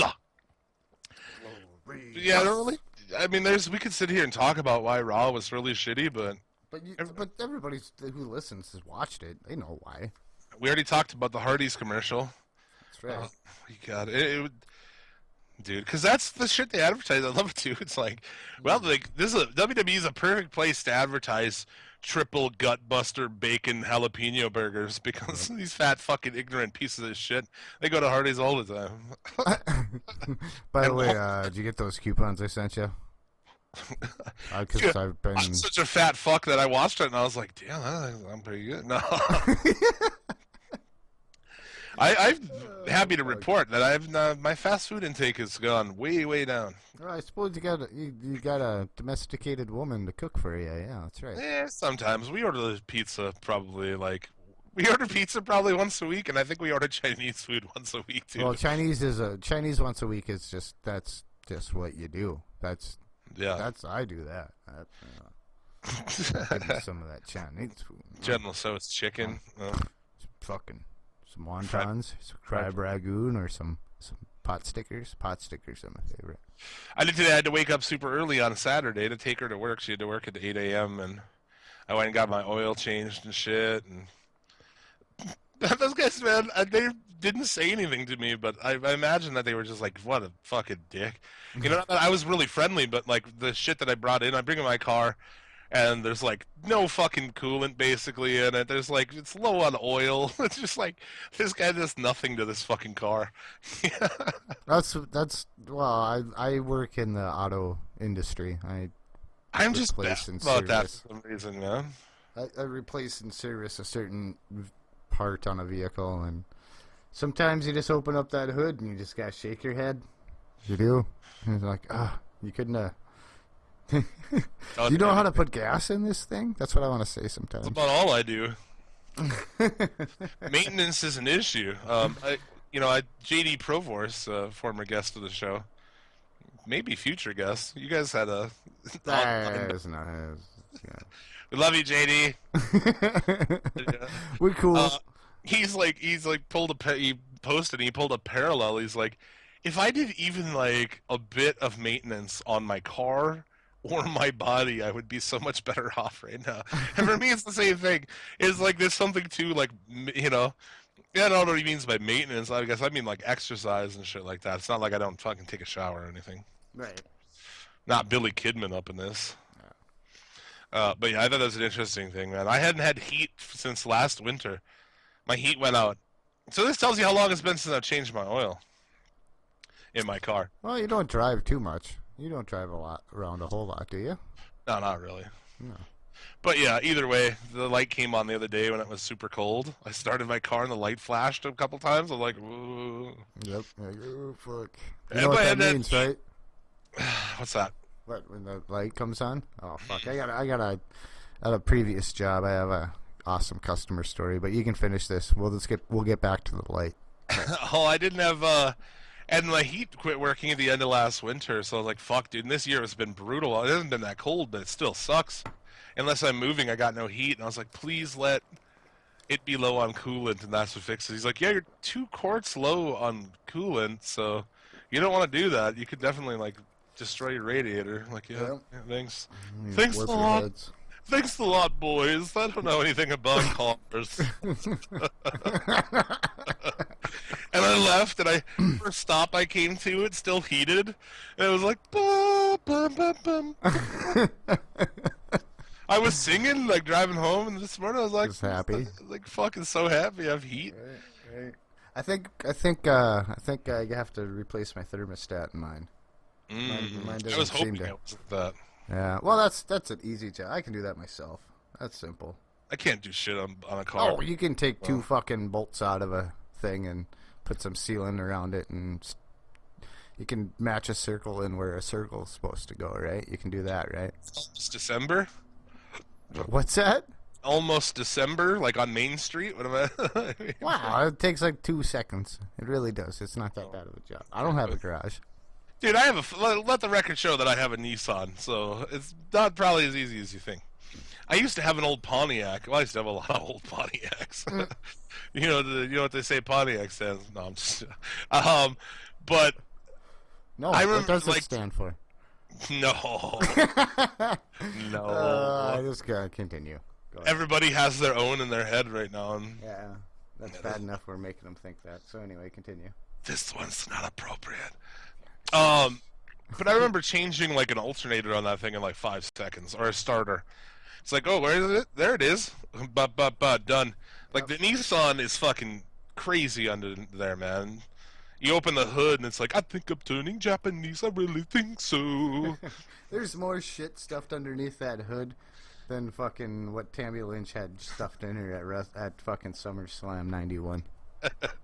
There's probably a much fucking like dried on fluid around the holes on there too. Your car or Tammy Lynch? They both got crusty old splashed out fluid, so dried on and shit. Shit. Oh, fuck. That's awesome. I really think so. Oh, my God. Anyway, what's your oil lights thing here, man? Oh, the oil light. Yeah, so the oil light. So I had a customer one time. I used to sell auto parts. So I had a guy come in. He was on his phone, and he was mad. He was angry. So he gets up to the counter with like 4 quarts of oil, and he's just mad. And I'm like, I'm kind of a cheese dick at my jobs. So I'll like talk to people. I'll be like, hey, man, what's going on? Something I can help you out with? Make your day a little bit better or something? He's like, just shaking his head. He's like, that was my wife on the phone. I was like, yeah? And he's like, yeah. She told me that the little red light came on in the car and it looked like a genie lamp. She asked me what that means. I told her she better rub the fuck out of that dashboard, and she's got 3 wishes. One of them better be the fucking car better make it home. Oh, my God. Oh, it was awesome. I was like, awesome, you win for the day. You're my best customer of the day. That was funny. That made me laugh. Anyway, A genie lamp. yeah, looks like a genie lamp. Means you got 3 wishes and the car better make it home. It's fucking better be one of them. Jesus. Yeah, I mean, I'm just shitty about that stuff, man. I'm like, I know my car's low on oil. I'm like, I gotta get an oil change. I could have just bought some oil and dumped it in there, I suppose, but... I'll do all that shit myself. That's easy. That's easy shit. Get a little dirty. Ain't nothing wrong with getting a little dirty. You're more of a man than I am in that regard. Well, Yeah. it's my cock is twice your size, so yeah. He's a man. I have Man. obscene amounts of chest hair. Obscene. Rando's a man. Yeah, dude. And I stand up to poop as well. That's how much of a man I am. To poop? Yes. What? Stand up to poop. It's one thing you know about me. I stand up to poop. I could be pooping right now. I sit down to poop personally, but I don't know. Oh fuck. Anyway, where were we going? Where the fuck were we? We're talking about Raw. Oh yeah.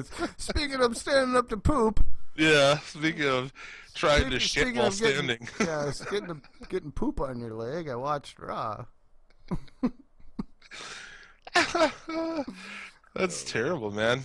Have you ever shit standing up? I mean, no, I'm shit laying down though. in bed, yeah. yeah. We know all about that. Go back. I did that once. Find whatever episode that is. I've never stood up to poop. I've hovered in a couple of places to poop, but I've never stood up. Yeah. Well, you never. The other day, no, I can't. I'm not gonna do it. Not doing it. Moving on. Raw. I'm not gonna. I was like, no, that's too far to even discuss. Okay. I can't even begin. I can't tell people that shit. But it did involve shit. Anyway. But yeah, if you wake up in the morning and you take a shower and then you have to shit, just call in sick. That's one thing I was like. Oh yeah. There's a glitch in the Matrix, man. Oh, it was a glitch in the Matrix. I hate when fucking hiccup. Must have been a processor reset. Oh, that sucks.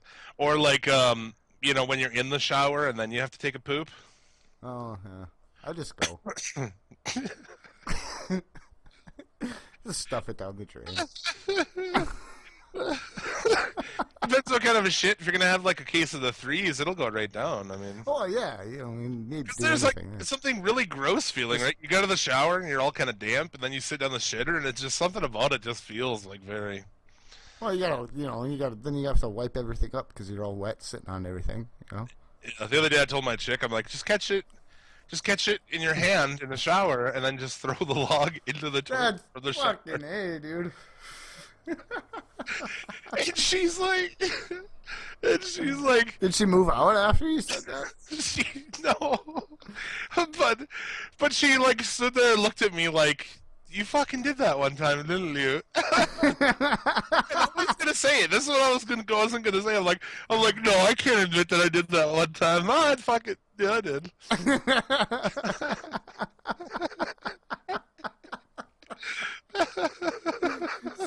We don't have to start a new segment, do we? I've never done that. Can't say I've ever done that. Well, you'll think about it next time you have to shit while you're showering. You're like, I'm gonna make sure I could just catch this thing as it comes out. That's what What did I eat yesterday? Is it gonna be solid or? Oh, fuck, we had spicy food. All right. Oh It's my gonna be a God. mess.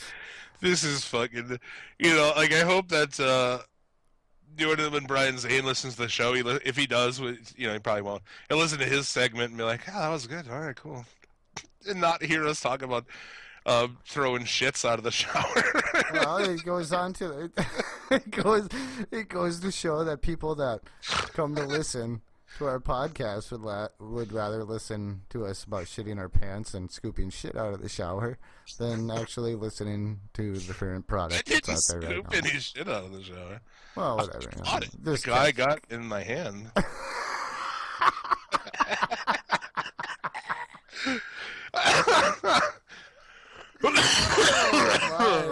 Where have we gone? What has happened? What has happened today?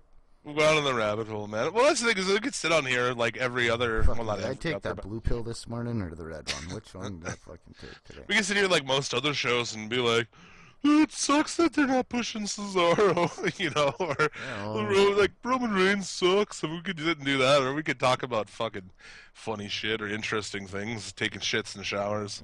Yeah. Taking shits in showers. I would rather take a shit in my hand in the shower than watch a Roman Reigns match. Yeah, that's true. I'll come out and say that. Yeah, definitely. I don't even care to talk about Raw. Yeah, I don't either. Yeah, I'm looking at it, I'm like, it was just terrible, really. I slept through it. Divas Championship match ended in a double countout. Oh, are you kidding? No way. After Paige put Charlotte in the PTO on the announce table. Yeah. Again, there wasn't bad enough that they put, like, I'm going to put you on a submission on the announce table. Like, that doesn't make any sense, dude. Right. And then they did it again, which doesn't make any sense at all. Dude, the Zeb Coulter and Del Rio thing this week, did you see that? Mm-hmm. And Jack Swagger showed up. Oh, my fuck, dude. It was like, it was torturous. I was watching this, and I'm like, my chick is sitting there, and I'm just like, oh, my God. This is... This is terrible. Even the New Day wasn't safe on Monday. Their shit sucked. Yeah. They lost the crowd. Dude, and Kofi Kingston. Dude, Kofi. Yeah. He's like, country music sucks. And that's not even my character saying that. That's me saying that. I was like... And then I happened to see some clips later on in the week on YouTube. It was in there. They didn't, like, cut that off. Nope. Nobody was like, oh, my God. Nope. Like, they lost the crowd. Yeah, they couldn't. Yeah, they couldn't even get the Usos to get the crowd back. I mean, like, how many black people like country music, right? None. We're fucking white and from North Dakota, and we hate country music. I mean, yeah, it's man. like, And this thing is like Nashville, like, dude, not what, so everyone listens to country music there? Like, just bad. They weren't even safe. But yeah, this Raw was just terrible, man. I give it 1 bag of severed wet dicks out of 10. Give it one Jim catching his turds in the shower and throwing them in the toilet out of 10. Yeah. Yeah. It was a long time ago too, but it was like, what if you missed that? Like, luckily the turd did hit the toilet. What if you missed that? Which says something about my athleticism and skill, basketball. But what if you missed and it hit dropping the floor? threes, dropping deuces all day long, huh? That's right, dude. But yeah, I'm saying is like, I don't want to have a cop out of like, fuck this, I don't care, but it's just so bad. And like I said, there's a reason it was a 2.16, the worst rating in 20 fucking years. Mm-hmm. It deserved it. It deserved lower than that. It's just bad. It was. I don't suggest it to anyone. Don't. Unless How you did want the video game nerd put it? What game was he talking about? Bill and Ted's Excellent Adventure? I don't know. It was diarrhea. Or no, diarrhea coming out of an old lady's bleeding vagina. It was definitely a shitload of fuck. It definitely was a shitload of fuck. Oh my God. Anyhow. Just some quick news. We'll bust through some news. There wasn't even a whole lot of that this week. Not really. Brad Maddox was released for saying cocky pricks in his promo at a house show. You may know him from being Tombstone dressed as a turkey 2 months ago. Feel like they were trying to get rid of him anyway. Yeah. I get that feeling nobody wanted him around. Blake, well, the dude who wrestles as Blake from the Ass Fuck Twins, allegedly got arrested for DUI in like July, but it only came out now. Oh, yeah? Yeah, there's a video too. It's pretty fucking. Oh, did they find a bag full of wet dicks in his trunk? I don't know. They found a bag full of fucking cleft pallets in his fucking trunk. Now you know which one I'm talking about. Because I said Blake earlier, you didn't know which one I was talking about. Yeah. Now you know which one I'm talking about. Okay, now we got it. But yeah, it's Blake and Murphy dropped the tag team titles at the following TV tapings, but there's no word on whether or not WWE knew of his arrest. Probably. I mean, that's probably why they dropped the belts. Yeah, I don't know. What are you fucking doing, dude? What a shithead, you know? Honestly. Right. You get this shot, you're on this stuff, like, I'm gonna go drive drunk. Oh, good plan, buddy. Yeah, good work. Fucking well done. Hey, I just had 7 beers. I'm going to go drive a high horsepowered vehicle. And it's like, if fucking Joe Shithead does it, it's like, well, it's dumb too, but it's like, you know, you don't have anything to fucking lose, really. But, like, when you're there, you have a shot to do something, and, like, you shit it away. People like that just baffle me, man. You know? Yeah. Absolutely. Whatever. Whitney Houston.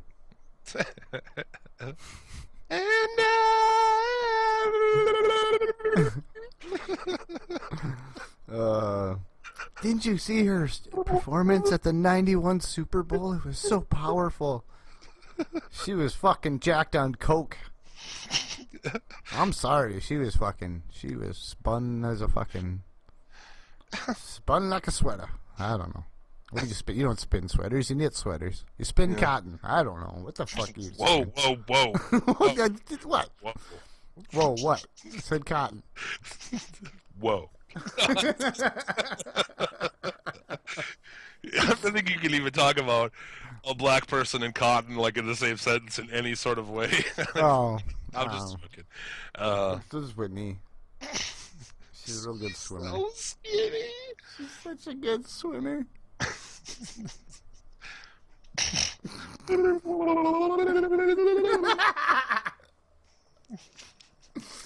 Oh, fuck. Anyway. Video of the WWE Performance Center shooting is out there now. Oh, that's cool. I like to see innocent people get shot. No, fuck that guy deserved to be shot. I know. We decided that on this show. Yeah, we did. While we are, Does it show him smearing piss and shit all over? No, I don't think so. I didn't watch it. Oh, you didn't watch it? Okay. I might watch it for that. There's so many videos of cops shooting people. There's so little time, you know. Can't watch them all. I watched some other videos of cops shooting people. Yep. So, maybe I'll get... Armando Montalvo, the man arrested and shot by police, gave his side of the story. He claimed that he believed he was on a reality series, and he rushed the police because he thought he would be tased and it would make him look tough for the reality series. If I haven't heard of anybody who needs dementia pills more than this guy. Kind of a crazy motherfucker, dude. Well, what part of the reality show was wiping your shit and piss on the building? That was one of the challenges. I got an invitation to that. I said, no, I'm going to do a podcast instead. Yeah. Just going to do a podcast and shit on you guys every week. Yeah, I'll just, instead of shitting on you guys for a day. No piss or milk involved. Yeah, not having to get shot by cops. That's always a plus. This is a piss and milk free show. Yeah. Other news of the week. Lactose intolerant. Yeah, you're lactose intolerant. You can't. No, I actually I go through like a gallon of milk in 2 days at my place, and I'm the only one who lives here. I love milk, actually. Yeah, Balls Mahoney. Balls Mahoney. Okay, anyway. Balls Mahoney was involved in a car accident. I would propose that Balls Mahoney is a car accident. You know. It's been oh, never mind. I'll keep going. It's been about 10 years now. Since what? Car accident? Is it ongoing? No, I don't know. Just Exactly. The car accident has been described as that dude's entire life. you ever play Burnout? Yeah. Isn't that the game where you can just continue to crash for like 45 minutes? There's that one mode where all you do is crash. Yeah. Isn't that it? Isn't that the one? That's the one I'm thinking of. Yeah, it's Burnout, yeah. It's fucking sweet, dude. Yeah, it is. More fun than the actual mode. I guess, yeah, he was sideswiped by a car, had to be hospitalized, and had to cancel a booking. What are you booking him to do? Smoke meth in the green room, mostly, I imagine. Yeah. Are they supplying him with the meth? With the meth in question here? Probably. Conan this week said that the Mex-American gimmick is Vince McMahon's idea. Not that you'd be surprised by that, I suppose. Oh, it's like the worst angle in wrestling, and it's probably up there in like the history of wrestling. It's so bad, dude. Oh, just like the biggest waste of bringing a guy back, right? Not only, not only that. I see it. I don't know. It's really dumb. Yeah, then bringing Jack Swagger into it. Yeah, they had a match on SmackDown. Yeah. Yeah. The big payoff. Yeah, that's a big blowout. The New Day Butterball Turkey thing was kind of cool, though. They brought out the old gobbledygooker costume and everything. New Day had a potluck dinner going on. It was kind of funny. Yeah.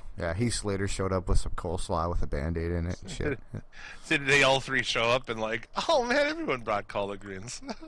But that's, no. No. Shit. It's a comedy show. And have some fun. Yeah? Oh, okay. Have some fun, man. Have some fun with Kevin Nealon. Have some pie. It was revealed on... Oh, dude, we didn't even talk about Thanksgiving.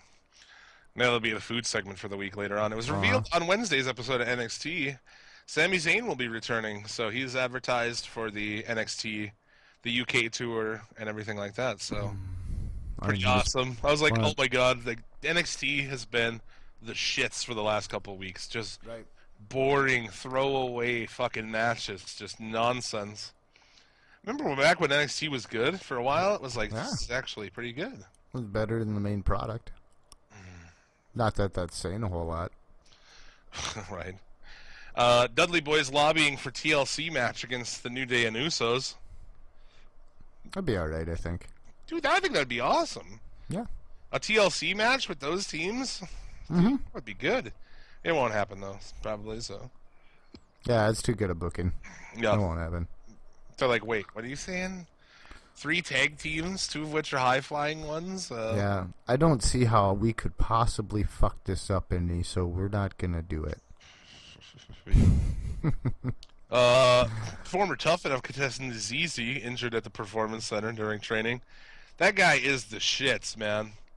He's going to be out for 6 weeks. The incident happened because of miscommunication, they say. But there's no word on exactly how he got injured. No word on... Okay. Probably trying to suck his own dick. It is dangerous to try. Yeah, man, you can really hurt yourself. Once you get there, man, sweet release. I just fucking hate that ZZ guy, and I don't understand why they're paying him money to be there, just to make fun of him on TV, I guess. He's got charisma. That's about it, though. I don't think he does. This is the fucking dumb fuck. People are like, oh, look at this guy, he's really dumb. He was at one of the breaking grounds, he's like, talks about he can't tie shoes. He can't tie his own shoes, dude. Alright. I didn't know that. He's been like his whole life before the lady was like finger bang fucking alligators and shit on TV. Bullshit. Fuck that guy. I think I'd put that higher on my priority list. You know, tying my shoes. I don't think I'd put finger banging alligators in front of that. Finger blasting fucking alligators. Artificially inseminating them. I don't know. That's funny. I just thought this was interesting, man. You recall Davari? So you remember his character in after when he was Muhammad Hassan? Oh yes. Right after the terrorist attacks. Oh yeah, all that shit. Hey, I got an idea for an angle. Yeah, well, check this out. It's even better. This week cool. this week he mentioned online on a podcast that about an idea they had for him after that. So he says, Stephanie came up to me and was like, we've got an idea for you for like next week. We want you to debut as a character named George W. Bush. And we want you to wear red, white, and blue trunks and be like a super American patriot. Seriously, dude. What the fuck? How fucking... Great idea, Steph. Holy shit. So Hulk Hogan did that. Hassan thing was kind of rad. I thought it had some balls. I was like, oh, a little bit of balls. I mean, obviously we don't like those sort of the foreign heel thing, but at least that one had a little bit of balls to it, you know. Well, yeah, everybody was just too sensitive at the time, I think. Right. So I don't know. We get to watch him in Lucha Underground now, so I guess it all works out in the end. Yeah. Solomon Crowe no longer with NXT. Saw that. Asked for his release. I would have too. The fuck, dude. Wasting there, dude. That guy, I liked him. I don't know, a lot of people are like, oh, no. I thought he was good. You know, he proved when he did a match, he had a match with Cruz. Probably his last match, actually, in NXT. Well, hopefully, maybe he got on a plane and flew all the way over to L.A. Yeah, that's what I'm thinking, dude. Find him up. Krista Joseph, you listening to this? Yeah. Sign him up. Sign him. But yeah, his last match on NXT was with Cruz. And it was fucking awesome. You could tell that they worked together in the past, and it was like really well done match. But a lot of this shit was him. It's like, what, go out and lose to Baron Corbin. Oh, okay, cool. Yeah, right. After a couple of years there, you're not being used, you're not doing anything, you might as well get out of there. Because you're not making... That's the thing, is like, for most guys, you can make more money on the indies than you can work in WWE. Right. Plus, it's fun. And you can actually, like, do what you might even have some creative control over your characters as well. You have control. You work out matches on your own. I mean, I see it. I can see it. So that's unfortunate. I liked that guy. I thought he was pretty good. His gimmick wasn't even that bad, but whatever, I guess. Yeah, Cesaro is out for months, like 4 to 6 months. That sucks. Randy Orton has to have neck surgery after his shoulder surgery. He's gone for a long time. Yep. If not for good. Let's hope for good. Fuck you. Fuck you, Randy Orton. What is it, Japanese now? Fuck you. Yeah. TNA canceled their big India tour. One of their big announcements was that tour, and they've canceled it. So. Yeah. They've canceled the tour because of safety concerns, they say. Yeah? Yeah, actually, the rumor going around is that TNA airline tickets were pricier than expected due to a delay with the company purchasing tickets, having money. That's why it was actually canceled. They didn't get that pop TV check in time. That's so dumb, dude. India's not dangerous, is it? I mean, it's all kinds of India. I mean, it's as dangerous as a place that has shit on the fucking side of the street. I mean, anyway. Right. It's no more dangerous than, I would say, a few cities here. I mean, it has open sewage, so. That is true. There's literally, like, in places in India, shit on the street, so. Yeah. I mean, that's a little more dangerous from a health perspective, but I don't think there's any terrorism happening in India that I'm aware of. I could be showing myself to be unaware of what's going on in the world, too, maybe. Wow. It's an ugly place out there. All the news is bad news. That's right. That's right, Daddy. I guess the lawsuit is still going on with the doctor of WWE versus CM Punk and Colt Cabana. So ridiculous, man. They've some court documents out. I'm not going to get into them if people want to look into them. It's just bullshit. But I can't believe that WWE. Well, I can, but they're sitting there back and allowing the doctor that they employ to sue people. Right. Just fucking gross, dude. Like, yeah, go ahead, sue those 2 wrestlers for telling the truth about how shitty you are. Oh, okay. And I guess the story of the week that I thought was, probably the bigger story of the week, or at least as it pertains to us and, shows like us, WWE has finally banned talents from appearing on non-approved podcasts.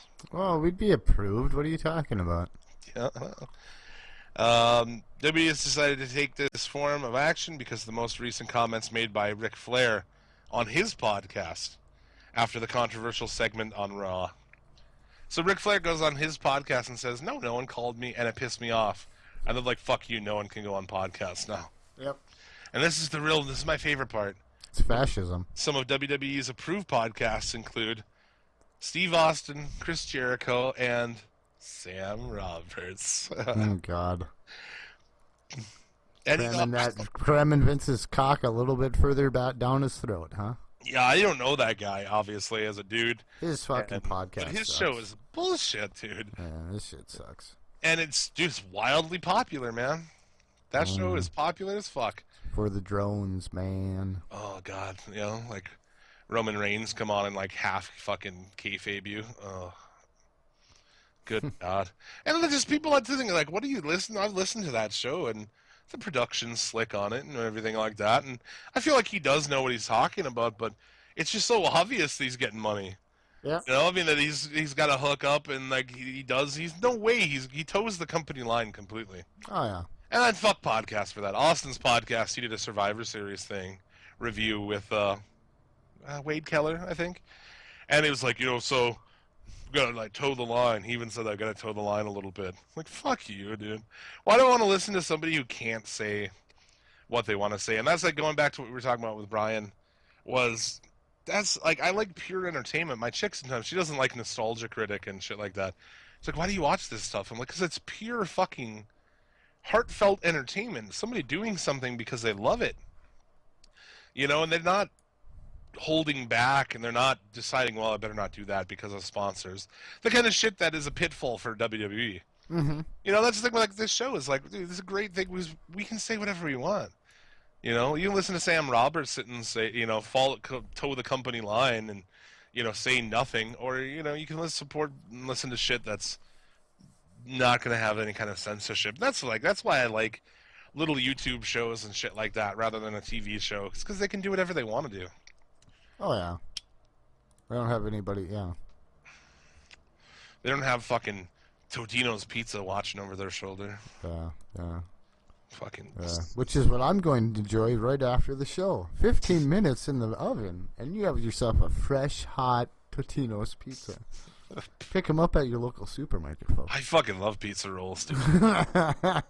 Ranch and pizza rolls, yep. Oh, dude. Just fucking... You know the bag that they sell that has roughly 40 in there? One sitting. Yes, thank you. I was like, you know how I know there's about 40 in there? I counted them as I shoved them into my squinty-eyed fucking head.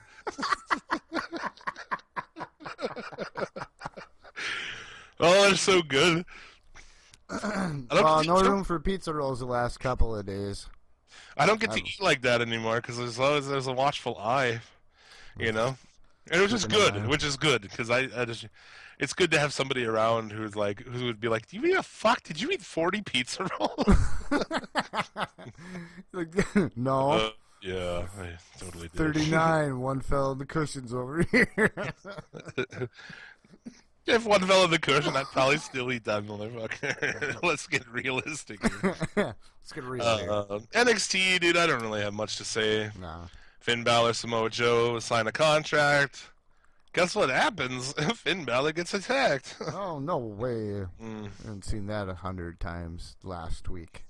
Dash and Dawson had a good match with the Vaudevillains. They defeated the Vaudevillains, which, good. They didn't put the belt back on. At the end, Enzo Amore and Colin Cassidy came out and had some payback, so I guess that's going to be the coming up here. It's going to be Cass and Enzo and Dash and Dawson for the belts. I'm sure they're going to take them off the Dash and Dawson because we're on our own island with those guys. There are people out there, but most people, like I put up, I'm like, there's two kinds of wrestling fans, man.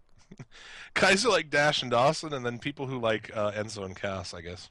Yeah, I guess so. You know, people are like, oh, Dash and Dawson are boring. I guess. I mean, they're good wrestling. They're good wrestling, no nonsense. I don't know. But, you know, Enzo and Cass, though, like, oh, they say this thing, and you say it with them, and that's why they're good. Oh, okay. Gotcha. That Asuka, Dana Brooke, never happened. Emma attacked her. Could give a shit less. Apollo Crews defeated Jesse Sorensen. Sorensen's former TNA guy. He looks like a random wrestler from a Nitro from like 2000. Yeah. Has like a very nondescript, like Sean O'Hare sort of look to him or whatever, But he does have a giant arm tattoo that gets Vince hard, so. Oh yeah. So who knows? He might be something. I know that Vince does like that. The women's match: Bayley and Eva Marie for the belt. Did you see this? Oh man. They started out their WWE corporate sent senior official Charles Robinson to watch from ringside and ensure there'll be no controversy. He then later cheats. So he's the senior official, and this part of the storyline is, we need him down here, and he interferes in the match and tries to put the belt like they're trying to cheat the belt onto Eva Marie. That's a terrible storyline, dude. That's the kind of shit you fucking people do. Why would you use that as a storyline? Mm-hmm. It's fucking gross. The match was terrible. Eva Marie sucks. I also want to point out, too, the beginning of the show opened with Michael Cole. I about fucking turned it off. We need Michael Cole to do the contract signing because Corey Graves can't. Oh, fucking God, I hate Corey Graves, dude. But yeah, part of the charm of NXT is its distinct lack of Michael Cole. So when you have Michael Cole there, it's gonna Michael, where are you? It's just JBL sitting there. Michael, where are you? You gotta find Michael. Michael, where'd you go, Michael? Virgil, we gotta find Michael. I like to think that JBL just calls him Virgil. He has no idea that that's not actually Virgil. No, that's Brian Saxon. No, it's Virgil, Michael. Michael, that's Virgil. Michael, Virgil, Michael. Michael. Jesus Christ. So that was NXT. It was the poops. Ring of Honor. Ring of Honor was a good show again. Really, the only big thing really that happened was the TV title changed hands. Yeah, and it kind of gets old after having one guy with both belts for a while. So I was happy to see that. That was cool. Yeah, it was a good show. I mean, overall, like I said, the show is not that. It doesn't anywhere near the entertainment and excitement I get out of Lucha Underground. No, but it is good. Yeah, it is good, but it's very just kind of like... It's classic. It's classic wrestling. Mm-hmm. It's like watching Superstars on a Sunday morning after church or something like that. After church? That's what I used to do. I used to have to go to church every Sunday when I was a little kid. Oh, yeah. I didn't really... My parents would try every once in a while to do that, and it's like... dude, I decided I was an atheist at 7 years old. I'm not going to church. Don't give me your Easter Bunny bullshit. Yeah, dude. Didn't work on me. Spell didn't work on me. Yeah, but yeah. So, yeah, Ring of Honor. Good shit, too. And, that's really about all it, man, for this week. That's the news. That's the shows. We're counting down the days until we get to fucking Lucha Underground. Oh, it's going to be awesome. I'm so excited, Michael. Michael, I'm so excited.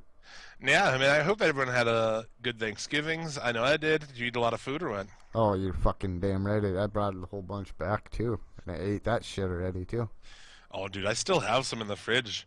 Because Thursday, I had to take my girlfriend to work because people have to buy, mildly discounted things made by Chinese children slaves on Thanksgiving itself these days. Yeah, can't wait till the next day or Saturday. No, you can't. No, why could we close on Thanksgiving and wait until Saturday? No, you're crazy. Consumerism. But I came home that night. Capitalism. We got leftovers for two. Good fat portions for two, and I killed mine then, and there's still some in there, so I don't know. Maybe she won't eat it. I'll get her to do something else for dinner, and then tomorrow when she's at work, I'll eat it. And all your turkey and stuffing belong to us. I ate a fuckload. of stuffing, though? Oh, stuffing's my favorite, too. I like stuffing. I brought ham, turkey, mashed potatoes. I still have some mashed potatoes in there, actually. Oh, yeah. Gravy.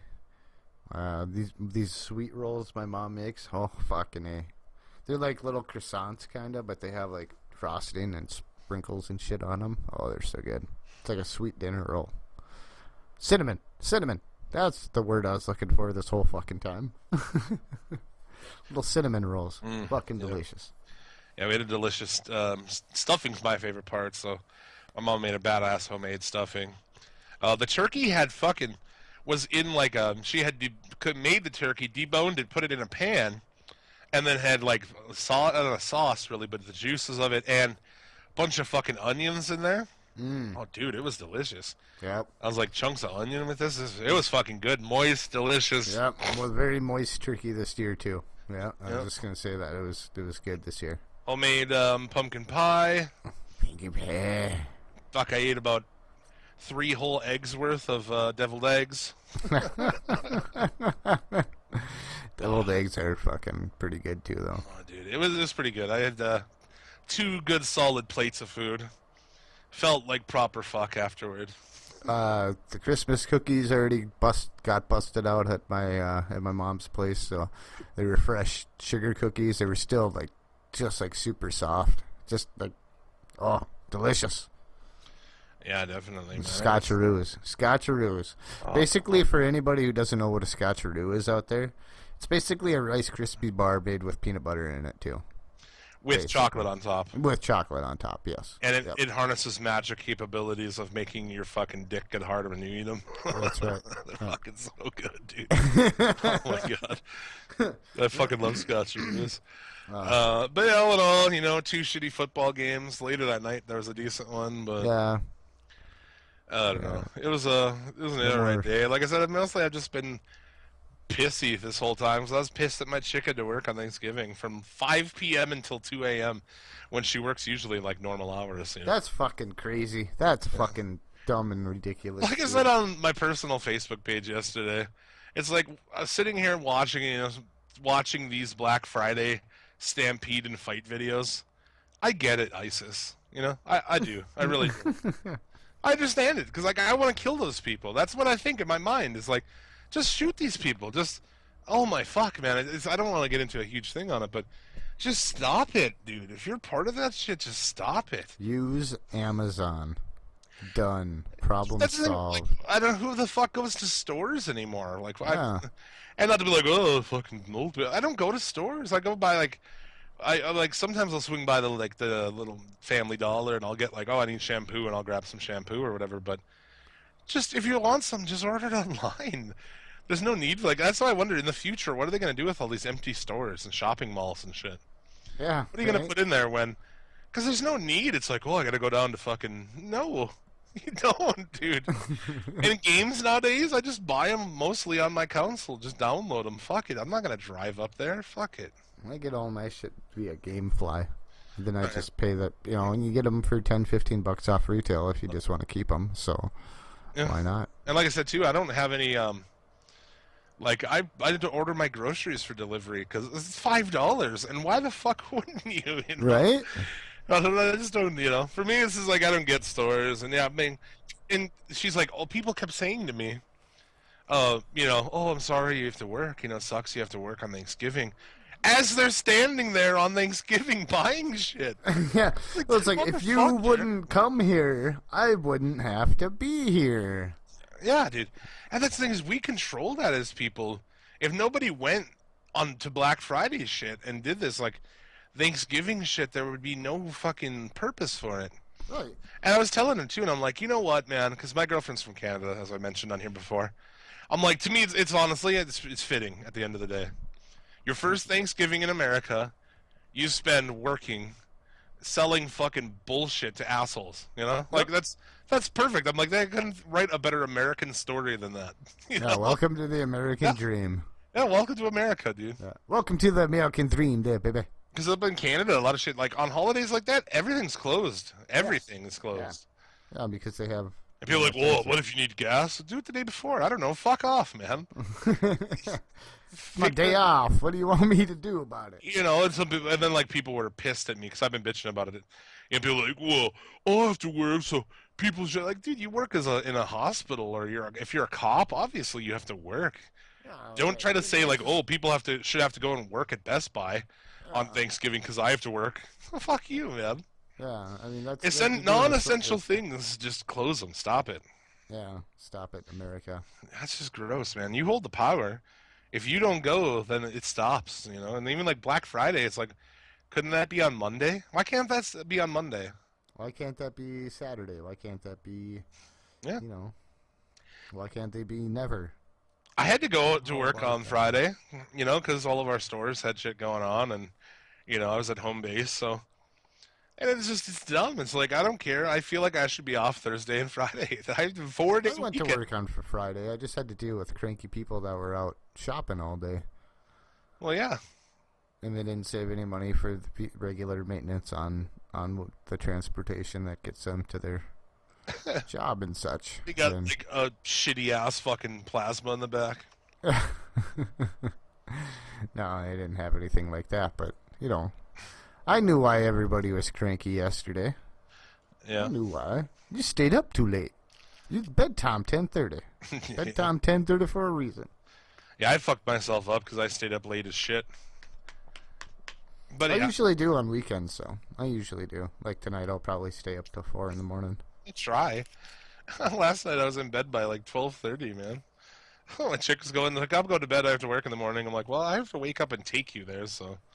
And I'm like, during the week I stay up later than Friday. Friday I'm like, I'm gonna stay up late, and then by midnight I'm like, fuck. Yeah. I haven't slept like all week. So what are you gonna do? Right. Yeah, I'm glad. I hope everyone else had good Thanksgivings. If you're an international listener and your country doesn't have Thanksgiving, I suggest you celebrate it anyway. Yeah.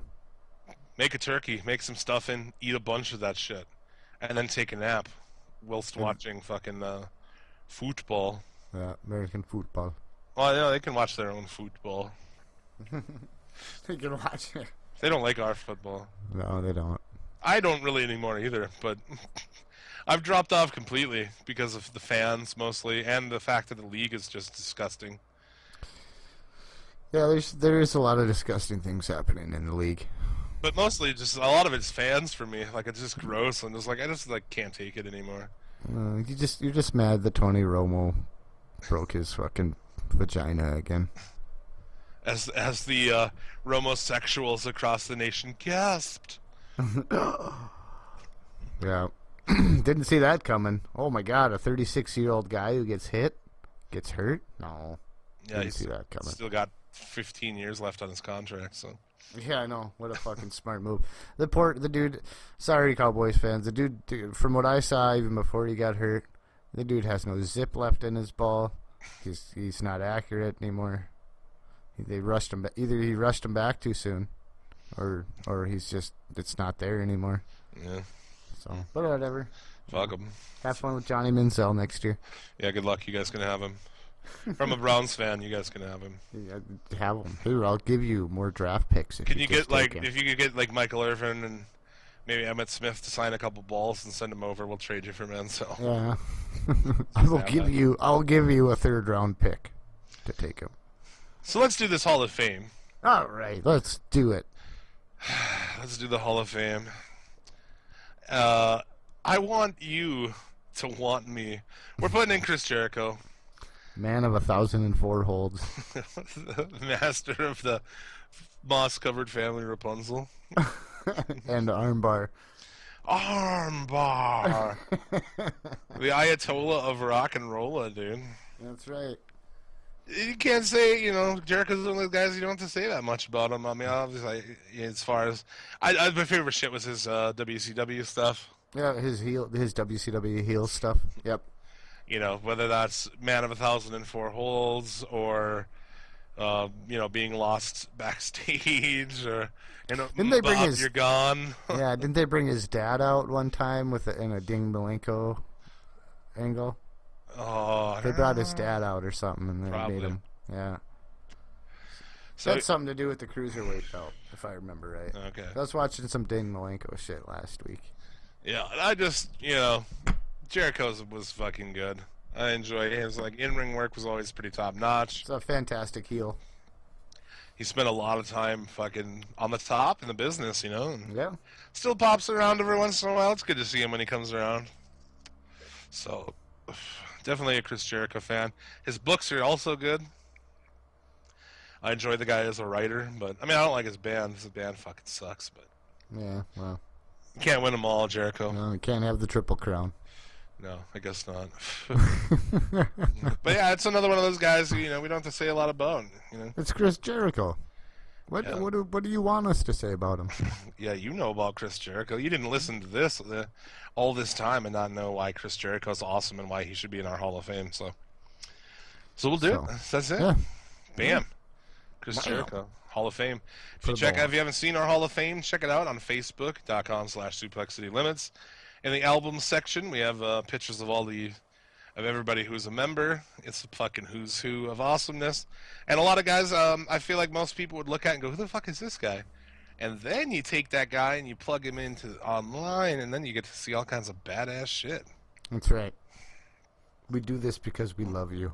Like, if you don't know who Great Sasuke is, or Mil Mascaris and shit like that, check it out. Oh, fuck. Yeah, get off your ass and check it out. There you go, man. So, I suppose that's going to do it for this week. Next week, Pro Wrestler Deicide. The week after that, we have comedian Marlon Wells. The following week, into December, we have the Federation and Suplex City Limits Super Show. Got a lot of fun ideas planned for that, so that's going to be cool. Yeah, that'll be a good time. We'll be recapping TLC and the NXT UK event, so a lot to talk about with our Frozen Tundra fucking podcasting brothers. That's right. Our podcast Eskimo brothers. There you go. Awesome. It's funny. So definitely check those things out. Follow us on Twitter at Suplex City Limit, and until December 1st, you can get a shirt. So pick it up. Yeah. Can't wait till mine get here. Yeah, dude. Right. Tweet us a picture. All that jazz. That's going to do it. We'll see you next week. May you get all the dick and or pussy that you desire. Remember, a winner is you. Baby,